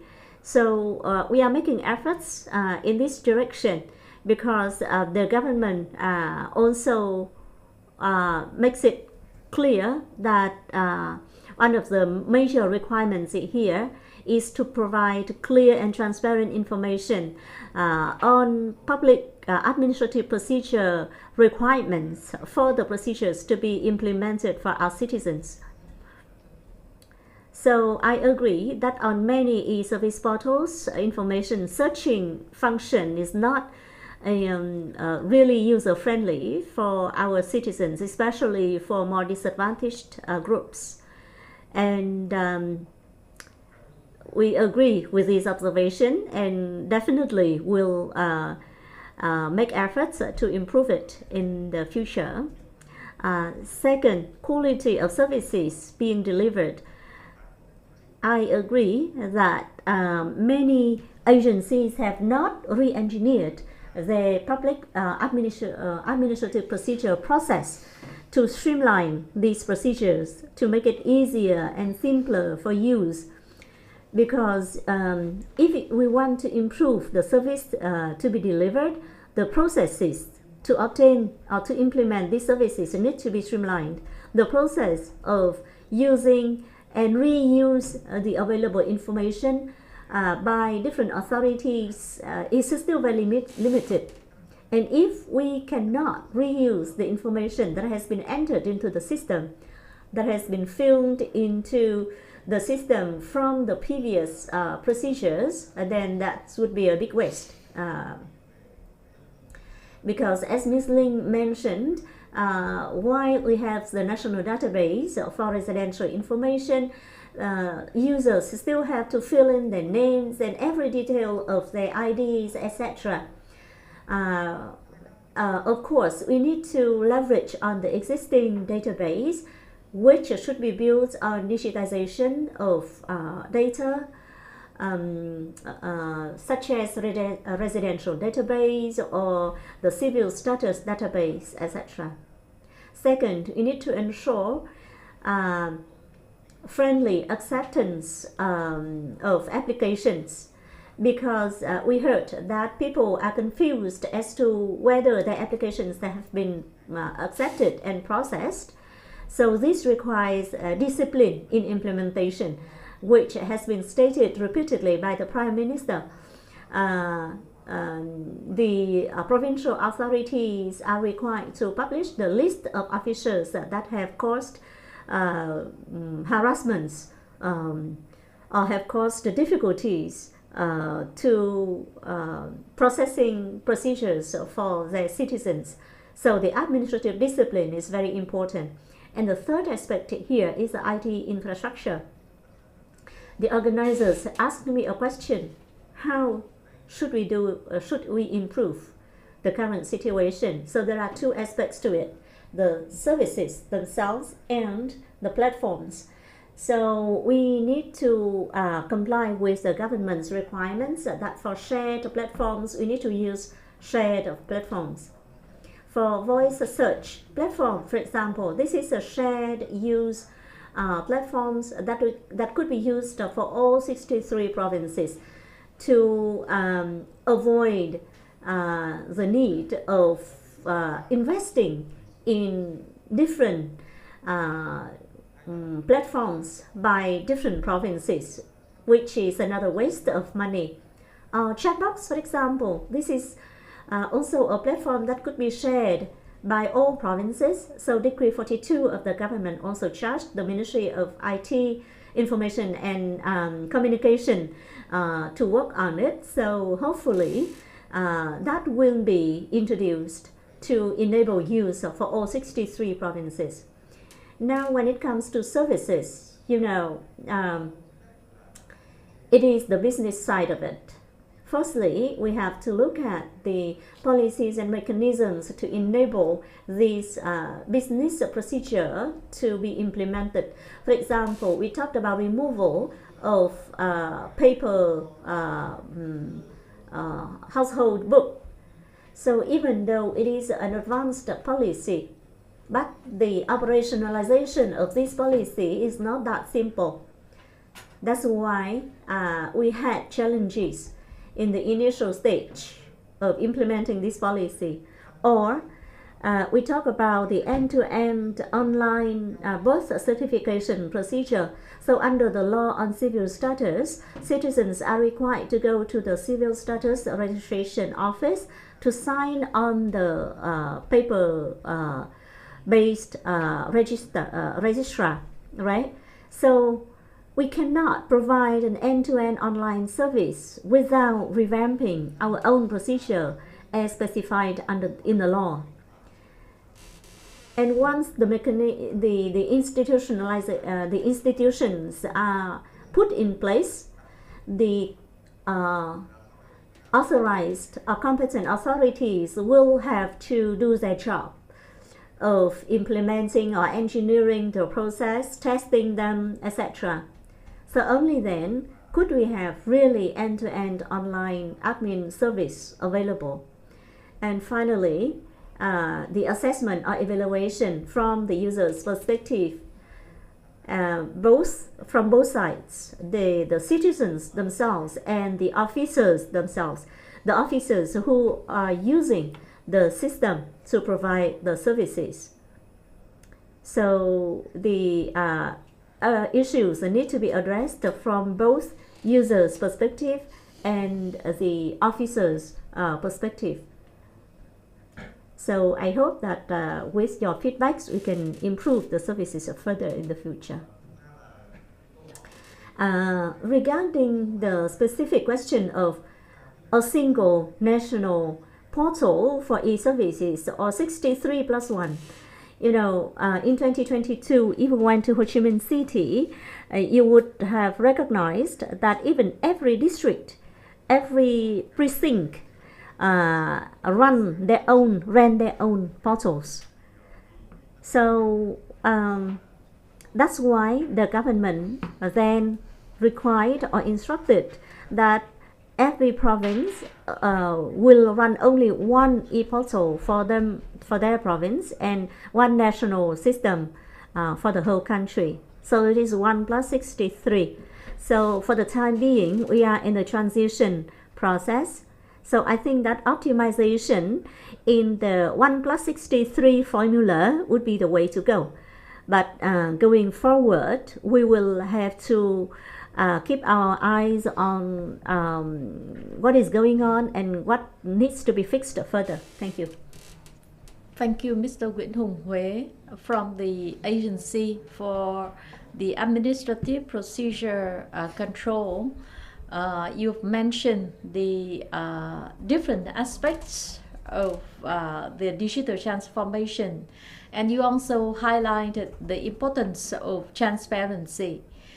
Transparency, here you only have the information about the level of use, but as a user, I'm not quite interested in how many people are using it. I'm more interested in the kind of steps undertaken by the relevant authorities to complete the procedures. And we hope that the re-engineering of the administrative procedure will make the procedures more transparent as well. And Mr. Long has had a presentation on the set of indicators for assessing the digital transformation.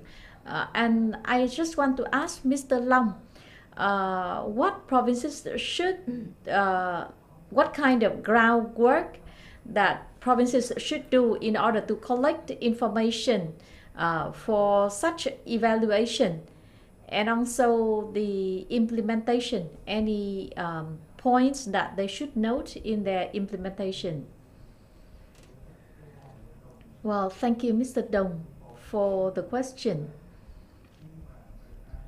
In conducting the evaluation, in collecting data and scoring the performance of the e-service portals, we asked them to provide the data, and at that time we could see some higher level of efforts for improvement. But then after that, when the evaluation has been over, the level of efforts have been down. So we understand that you are burdened with a lot of work, and constant review and assessment may put more burden on you. But you know that citizens, they use administrative procedure in a continuous manner, and regardless of timing. So even when late at night, when they finished everything else, they will visit the website to fulfill the administrative procedure. And that's why we are adopting international standards for measuring the performance, the user-friendliness. And international standards are transparent, and also allows for flexibility, because no matter what technology you are using, then if you can meet the standards, that would be fine.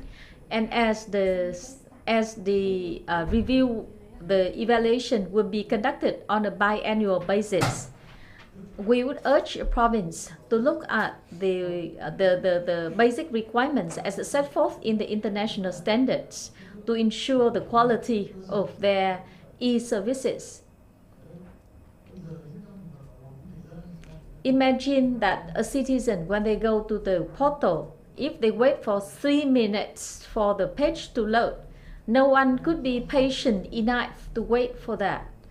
And also, re-engineering the business processes would be helpful to improve the user experience. Imagine when you are using a technology products, if you can fulfill your objective and you feel happy with it, that's a great user experience, right? So e-services is also a kind of the technology-based product that you try to deliver. And the question of whether it is a single national portal or single e-services portal, or whether it is one national plus 63 provinces, I don't think it's really important. Even when you have 1 plus 63, but they are compatible, they can allow seamless integration. That would be helpful, because that would not prevent flexibility and divergence. Because I asked my colleagues in Singapore, and they told us that there's no need to have a single portal. I mean, many people can join hands and they can do it. So allow some flexibility. That would be great. Thank you. Whether it is one single portal or whether it is 1 plus 63, one national plus 63 platforms, I mean, what is more important is the seamless user experience. And it's important that even when we come up with the new system, it's important to leverage on what we have had. And there are also issues related to public investment, because we don't want to waste the public investment in the basic infrastructure. So we hope that Ministry of Information and Communication and the Authority for Administrative Procedure Control can think about this and introduce some standards to ensure consistency.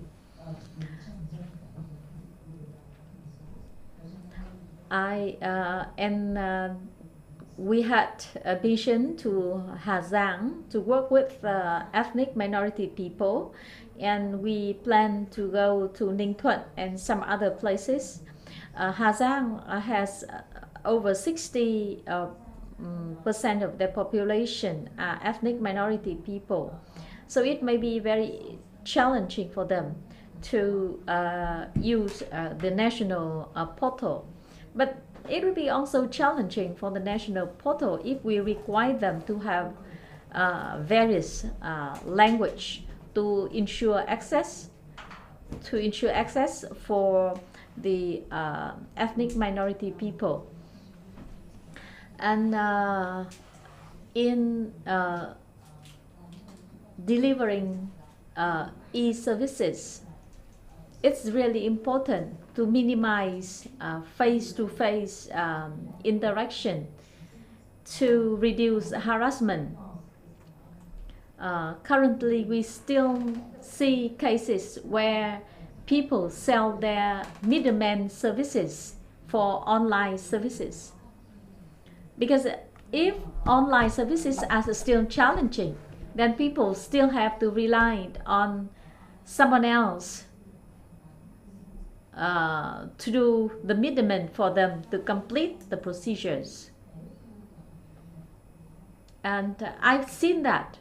I've seen some adverts in the neighborhood community where they advertise for these middleman services, and they charge 4 or 5 times higher than the fees that citizens have to pay for the e-services.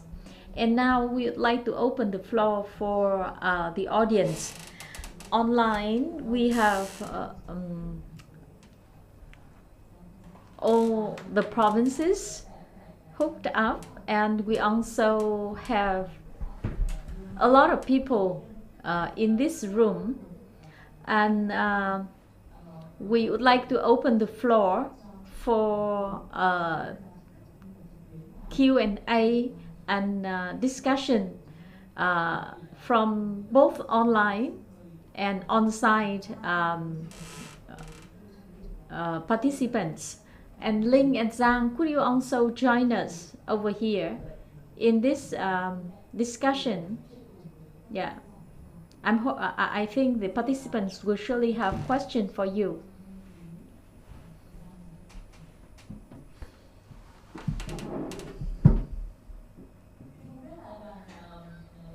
And I don't know if the delegation from Hưng Yên province would like to make any contribution, would like to make any comments. We've listened to representative from the Northern Uplands, Northern Upland province, a province in the center of Vietnam. How about Hưng Yên? Anyone from Hưng Yên, please?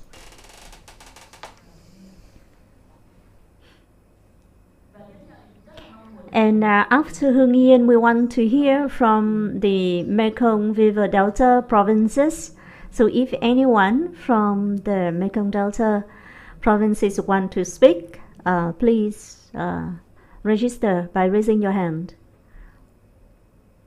Yes, good morning. I'm from Hưng Yên, and I work at the Hưng Yên Center for Public Administrative Procedures Services. And Hưng Yên is one of the Red River Delta provinces. So we are a lowland delta province, but we don't have seas, we don't have mountains. We have certain advantages in terms of population, demographical and geographical conditions. When it comes to online public administrative services delivery, our leadership has attached importance to digital transformation and providing public admin services online. We have integrated more than 1,600 services to be provided online. However, the level of usage in Hưng Yên actually focuses on some procedures only. For example, judicial records, certification, and certain public services delivered at the district and commune levels. So while the usage level is higher than certain provinces, but it is still limited and lower than our expectations. We have achieved certain results while facing still a number of challenges. And like many other neighbor or peer provinces, user experience and user-friendliness of our e-service portals are not really satisfactory to most of our users. And like Mr. Hui already discussed, what is important here is the institutional setup and requirements. Because if we provide public services based on the regulations issued by ministries and by government agencies. And if these procedures are not re-engineered to facilitate digitization, then we are hesitant to, we are not sure if we can pioneer in taking initiative in revamping them and processing all these procedures online, or do we still have to rely on the paperwork as required by the existing regulations?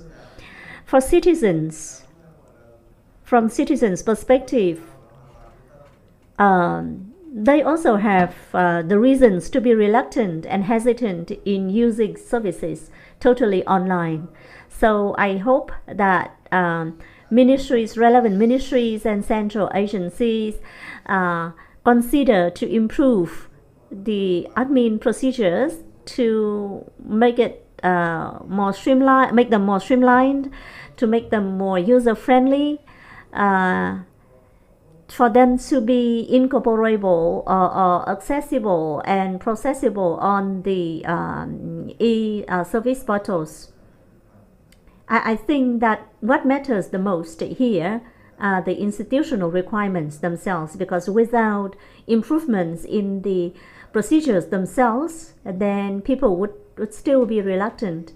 And also standardization is important. If technical standards are required and guided clearly to users from both perspectives, that would be great.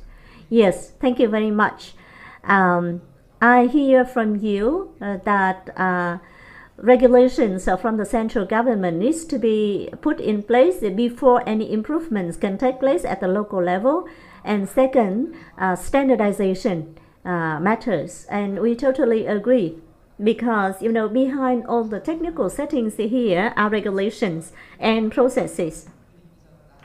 So while it is technically possible, we still have to be allowed by the regulations themselves. And for vendors, they also take this into serious consideration before they provide any services. I want to hear from Mr. Hui on the issues related to institutional requirements or regulations put in place by different ministries and sectors, and Mr. Long about standardization, please. Well, in recent years, the government, the Prime Minister and ministers have placed a lot of emphasis on institutional reforms to promote e-governments or digital government. We have Decree 45/2020 on government services in electronic environment, and we also have Decree on digitalization, on providing e-services in e-services portal. And we also have the law, the amended law on e-transaction. And these are the efforts of institutional reforms. There are several challenges remaining in the specialized law. For example, for civil status, birth registration, death registration, these are subject to the civil status law. So these types of specialized laws should be reviewed as well to make them more relevant for administrative procedures in the electronic and digital environment. So still more work to be done. And of course, when we embark on institutional reform, there's a lot of questions for discussion. For example, registration of marriage, whether we should allow the end-to-end procedures for marriage registration, for example. Especially this came as an issue during the pandemic time. In the end, people it's still decided that this should not be an end-to-end procedure, because it involves the checking of the consent. So there are other aspects that we should consider when it comes to institutional reforms. Regarding the technology aspect, we have some general regulations on conducting services in electronic and digital environment, and some standards to improve the a consistent user experience. But the findings presented today reveals the gaps and problems.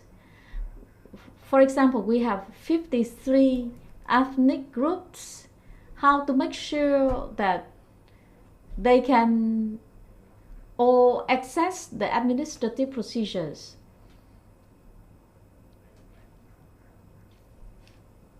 And there are some other issues that worth further consideration as well. But I think the findings from your research are really helpful for us in providing the advice to the government in institutional reform.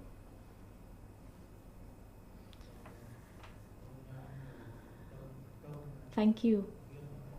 Mr. Nyer from the Public Administrative Center of Hưng Yên has a question. For your question, yes, and this is also a challenge for the MIC, the Ministry of Information and Communication, because technical regulations and standards, we don't know how many there should be to ensure sufficiency. And also, this is a kind of crossover between technology and specialized legislation.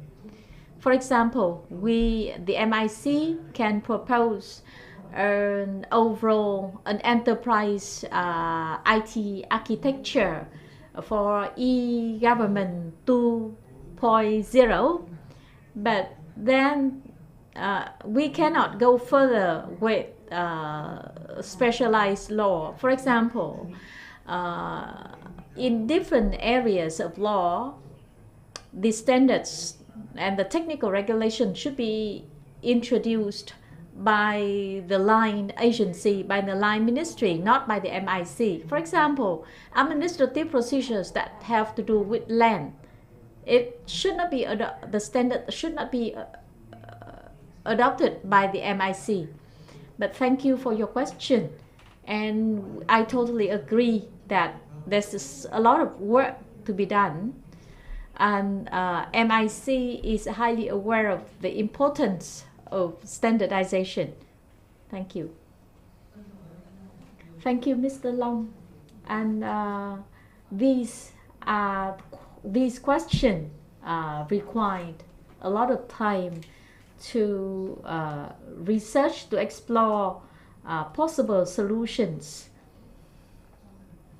And it's also important to have standard and technical regulations that would also help us to avoid waste in deploying the IT solutions as well.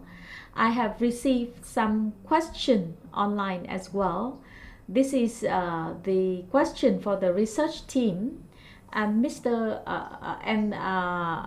participant from Hưng Yên has also raised a question regarding this, because this is a case study. This is an application for judicial record certification, and many people have experienced a lot of difficulties, though it is claimed that this is end-to-end process in 56 portals, but still a lot of difficulties remain. For example, scan paper or certificates.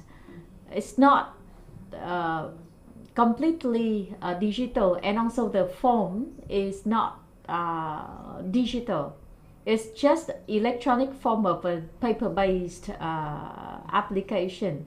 So Ling, Zhang and your team, could you also share with us any recommendation or suggestion for authorities so that they can improve the user experience?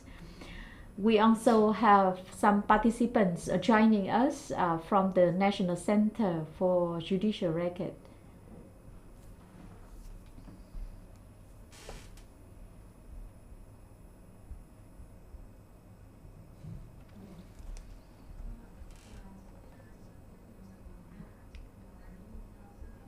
Well, allow me to provide some suggestion using the user-centric approach.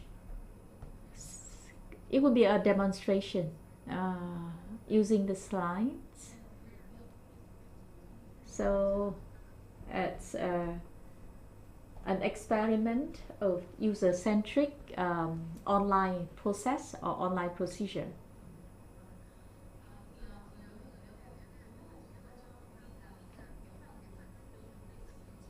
First here, the address of permanent residence.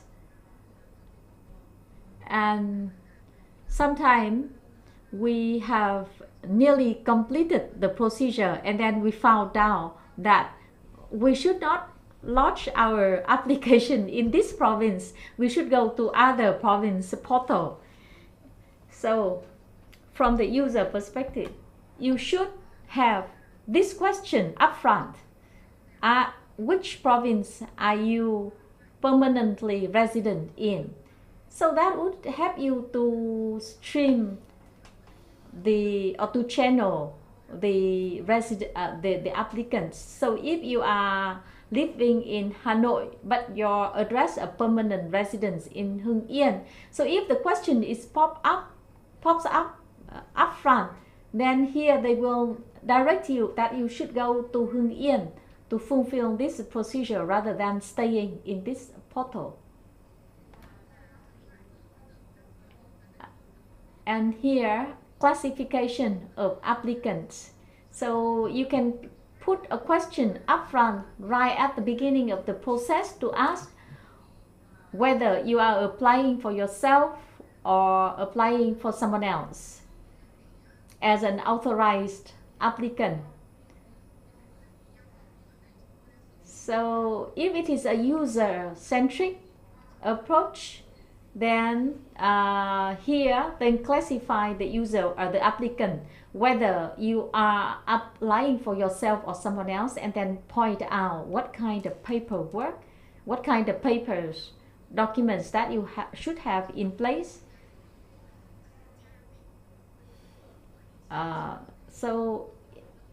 And also the authorized person. For example, if you are parents applying for your kids, then the web page should direct you to the form that you need to fill in, and guidelines for filling in information. And each field of information, the guidelines, the comments should be put as the guidelines just behind or below the information cell. That would be very important, very useful. Or notification to user about data access. So each time the officer handles your application, they will have access to your private data. And so here, there should be a pop-up that pop-up notification that the officer will have access to your data for processing your application. And also simplifying e-signature. I think Hà Giang has been a good experience, a good example in this. And with the national database for the population and the VNID has been in place, we should simplify the the digital signature to use it as authentication. So there's no need to subscribe for the digital signature services provided by a third party, and then allow some feedback satisfaction survey by using these very smiley, simple smiley facial icon. So we have the link for this demonstration, because we have some IT guys in our team. They have rebuilt the portal from the user perspective to make it more user-centric. Yes, I'd like to add some points building on what Ms. Ling talked about judicial records. After listening to citizens' feedback on judicial records certification, the Prime Minister also requested us to make efforts to improve the provision of this service. And as Ms. Ling said, the permanent residence should be the information element to be required for issuance of the records. So this is one of the changes to be introduced, or also for issuance of driving license, for example, that should be made possible or available anywhere in the country. So we agree with the view that citizens will not be required to go back to their home country, location to obtain this authentication or certification. So the records can be issued anywhere. So this is an approach that we agree, and this is the way how recommendations can be made to us in order to improve services and quality of service delivery. Thank you, Mr. Hui, for this very positive feedback, because we also had the thought that, well, yes, we expect to see the service to be available and delivered anywhere, but actually the refusals made prove that it is not similarly thought by everyone. Yeah, from our experience of several portals require creation of user account on the provincial portal, and as we described, when we attempt to create an account, CAPTCHA code verification is required, which is a challenge for visually impaired people. So as all the portals require certification or verifications by image, after the user completes all the information, they also have to verify once more before logging in to the account. For uploading documents, you know, for visually impaired people, they cannot use the keyboard to upload papers. That's why they cannot complete all the stages for application to be submitted. So I hope that these features can be improved in the future to enable visually impaired people to complete all the stages of the procedure online. For me, if the e-portals stay as they are at the moment, I will have to ask another person to do it for me, or I will have to come in person. Yeah, even going in person to the offices is not as easy as it used to be, because in certain places the authorities asked people to go home to do online because they think, in their view, this is a training for the citizens to become a digital citizens.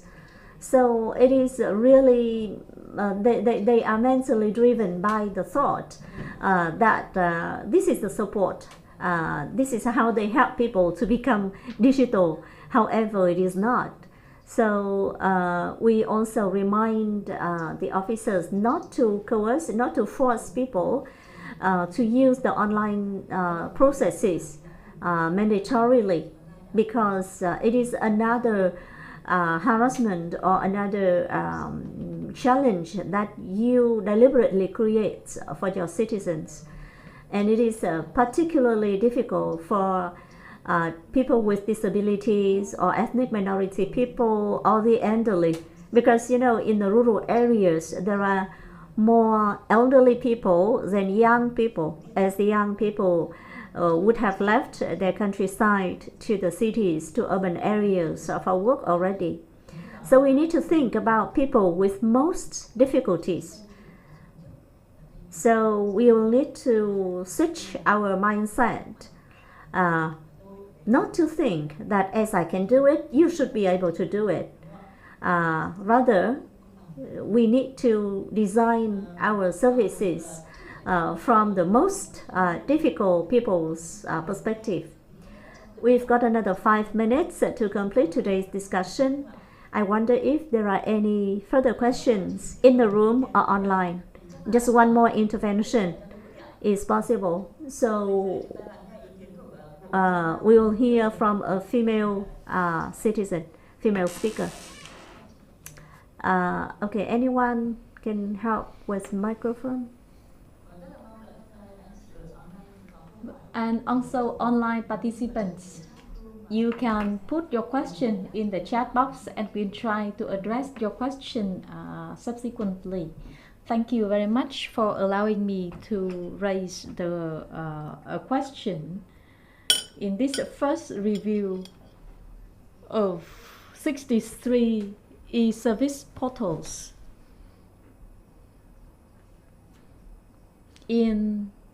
I've listened very attentively to the presentation,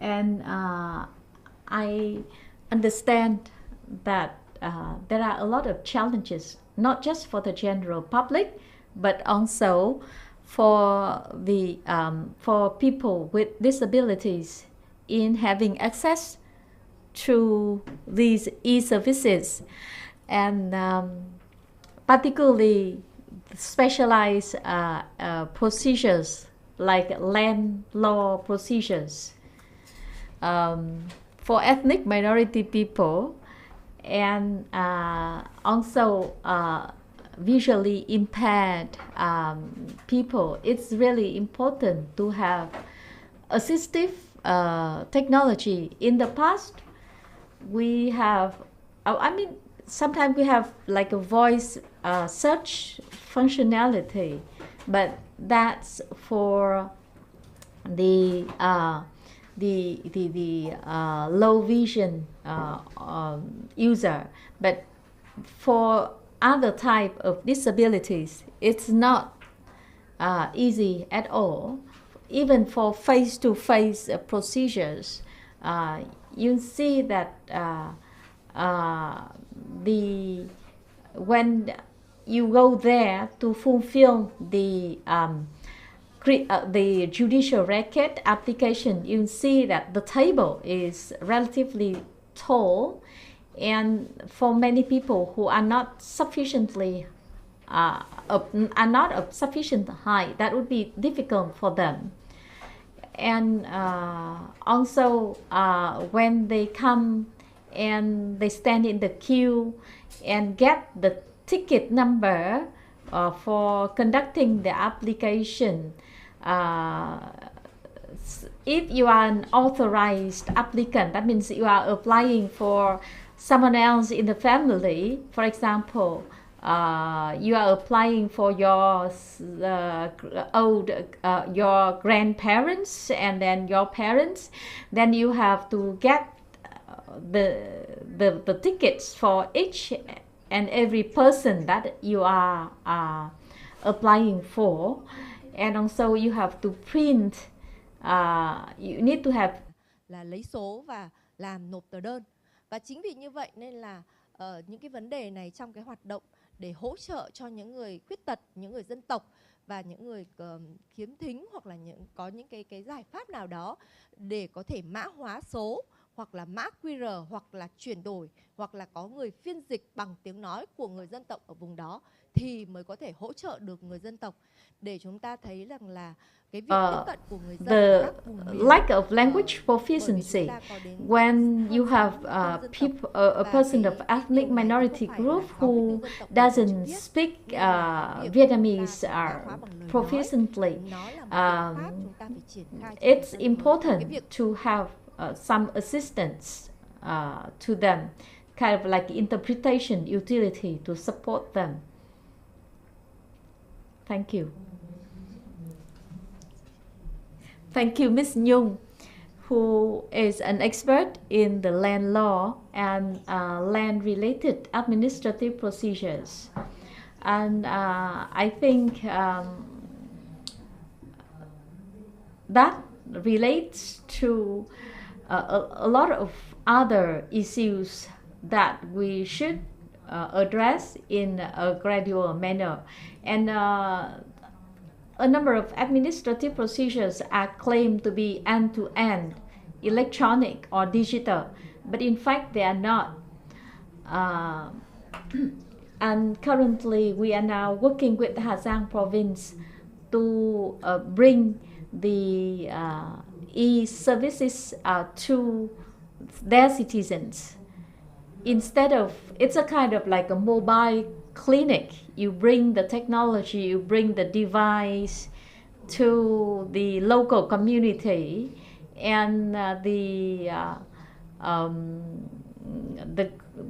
digital transformation group at the community level, they can help citizens to fulfill the procedures that they wish to do.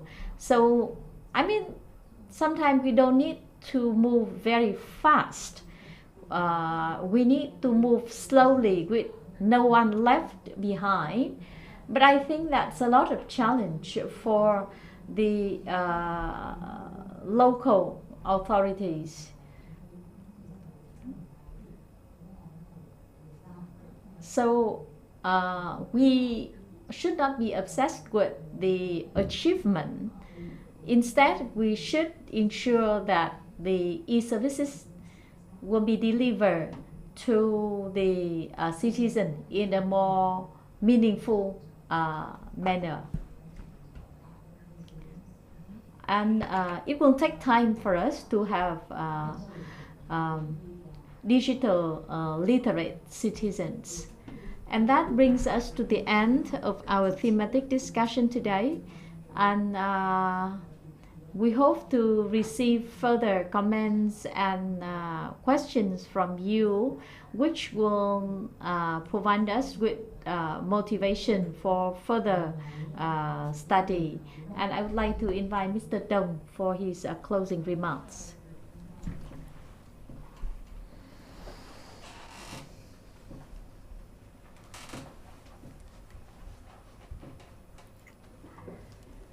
Ladies and gentlemen, we have successfully completed our workshop program today.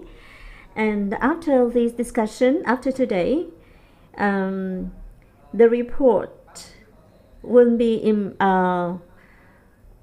finalized Actually, it has been finalized, and you can download the report by through the QR code we'll provide on the screen. We'll also leave a link to the documents on IPS and PAPI's websites so that you can download any related information as well as the data that we used as inputs data for this review.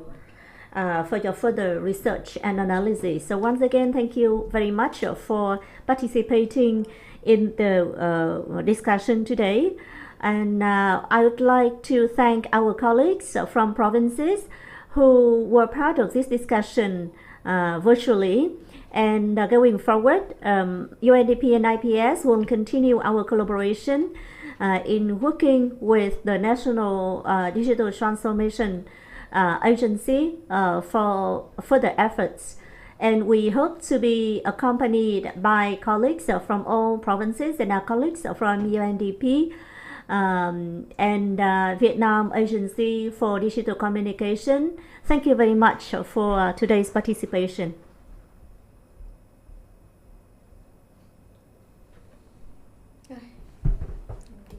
Sang Lotte em gặp đứa bạn em nó ở Nhật về. Cái con gì nhỉ? Con Nguyệt bây giờ không làm ở Chị cũng đang định bảo là bây giờ mà nó chưa đưa bánh đến thì sang Lotte ngồi đợi xong bắt nó đi sang Lotte. À con không phải Lotte. Cái gì nhỉ? Metropolis, em hẹn nó là Lotte à? Cái dạo này hay con trẻ văn phòng nó một đứa cái con ngân hàng gì ở Mitsu đấy thì là nó ở đấy. Thế thì một đứa là ở đấy, còn một đứa thì ở Nhật về, còn cái Nguyệt thì bây giờ từ hồi bị điều vào vừa làm CEO vừa làm ghế nóng của FE Credit để vào tận Sài Gòn không? Thì một tuần bay chim. Nhưng mà nhiều tiền mệt nhỉ. Căng thẳng không nói thì sợ nó cũng không dừng căng. Mà nó cũng không dừng lại được ấy nhá chị nhá, tại vì con nó hai đứa bằng B thì sinh đôi mà, một đứa thì lớn hơn rồi thì chuẩn bị đi du học, không biết là như nào nữa. Mà hai cái đứa thì có đều là chậm, không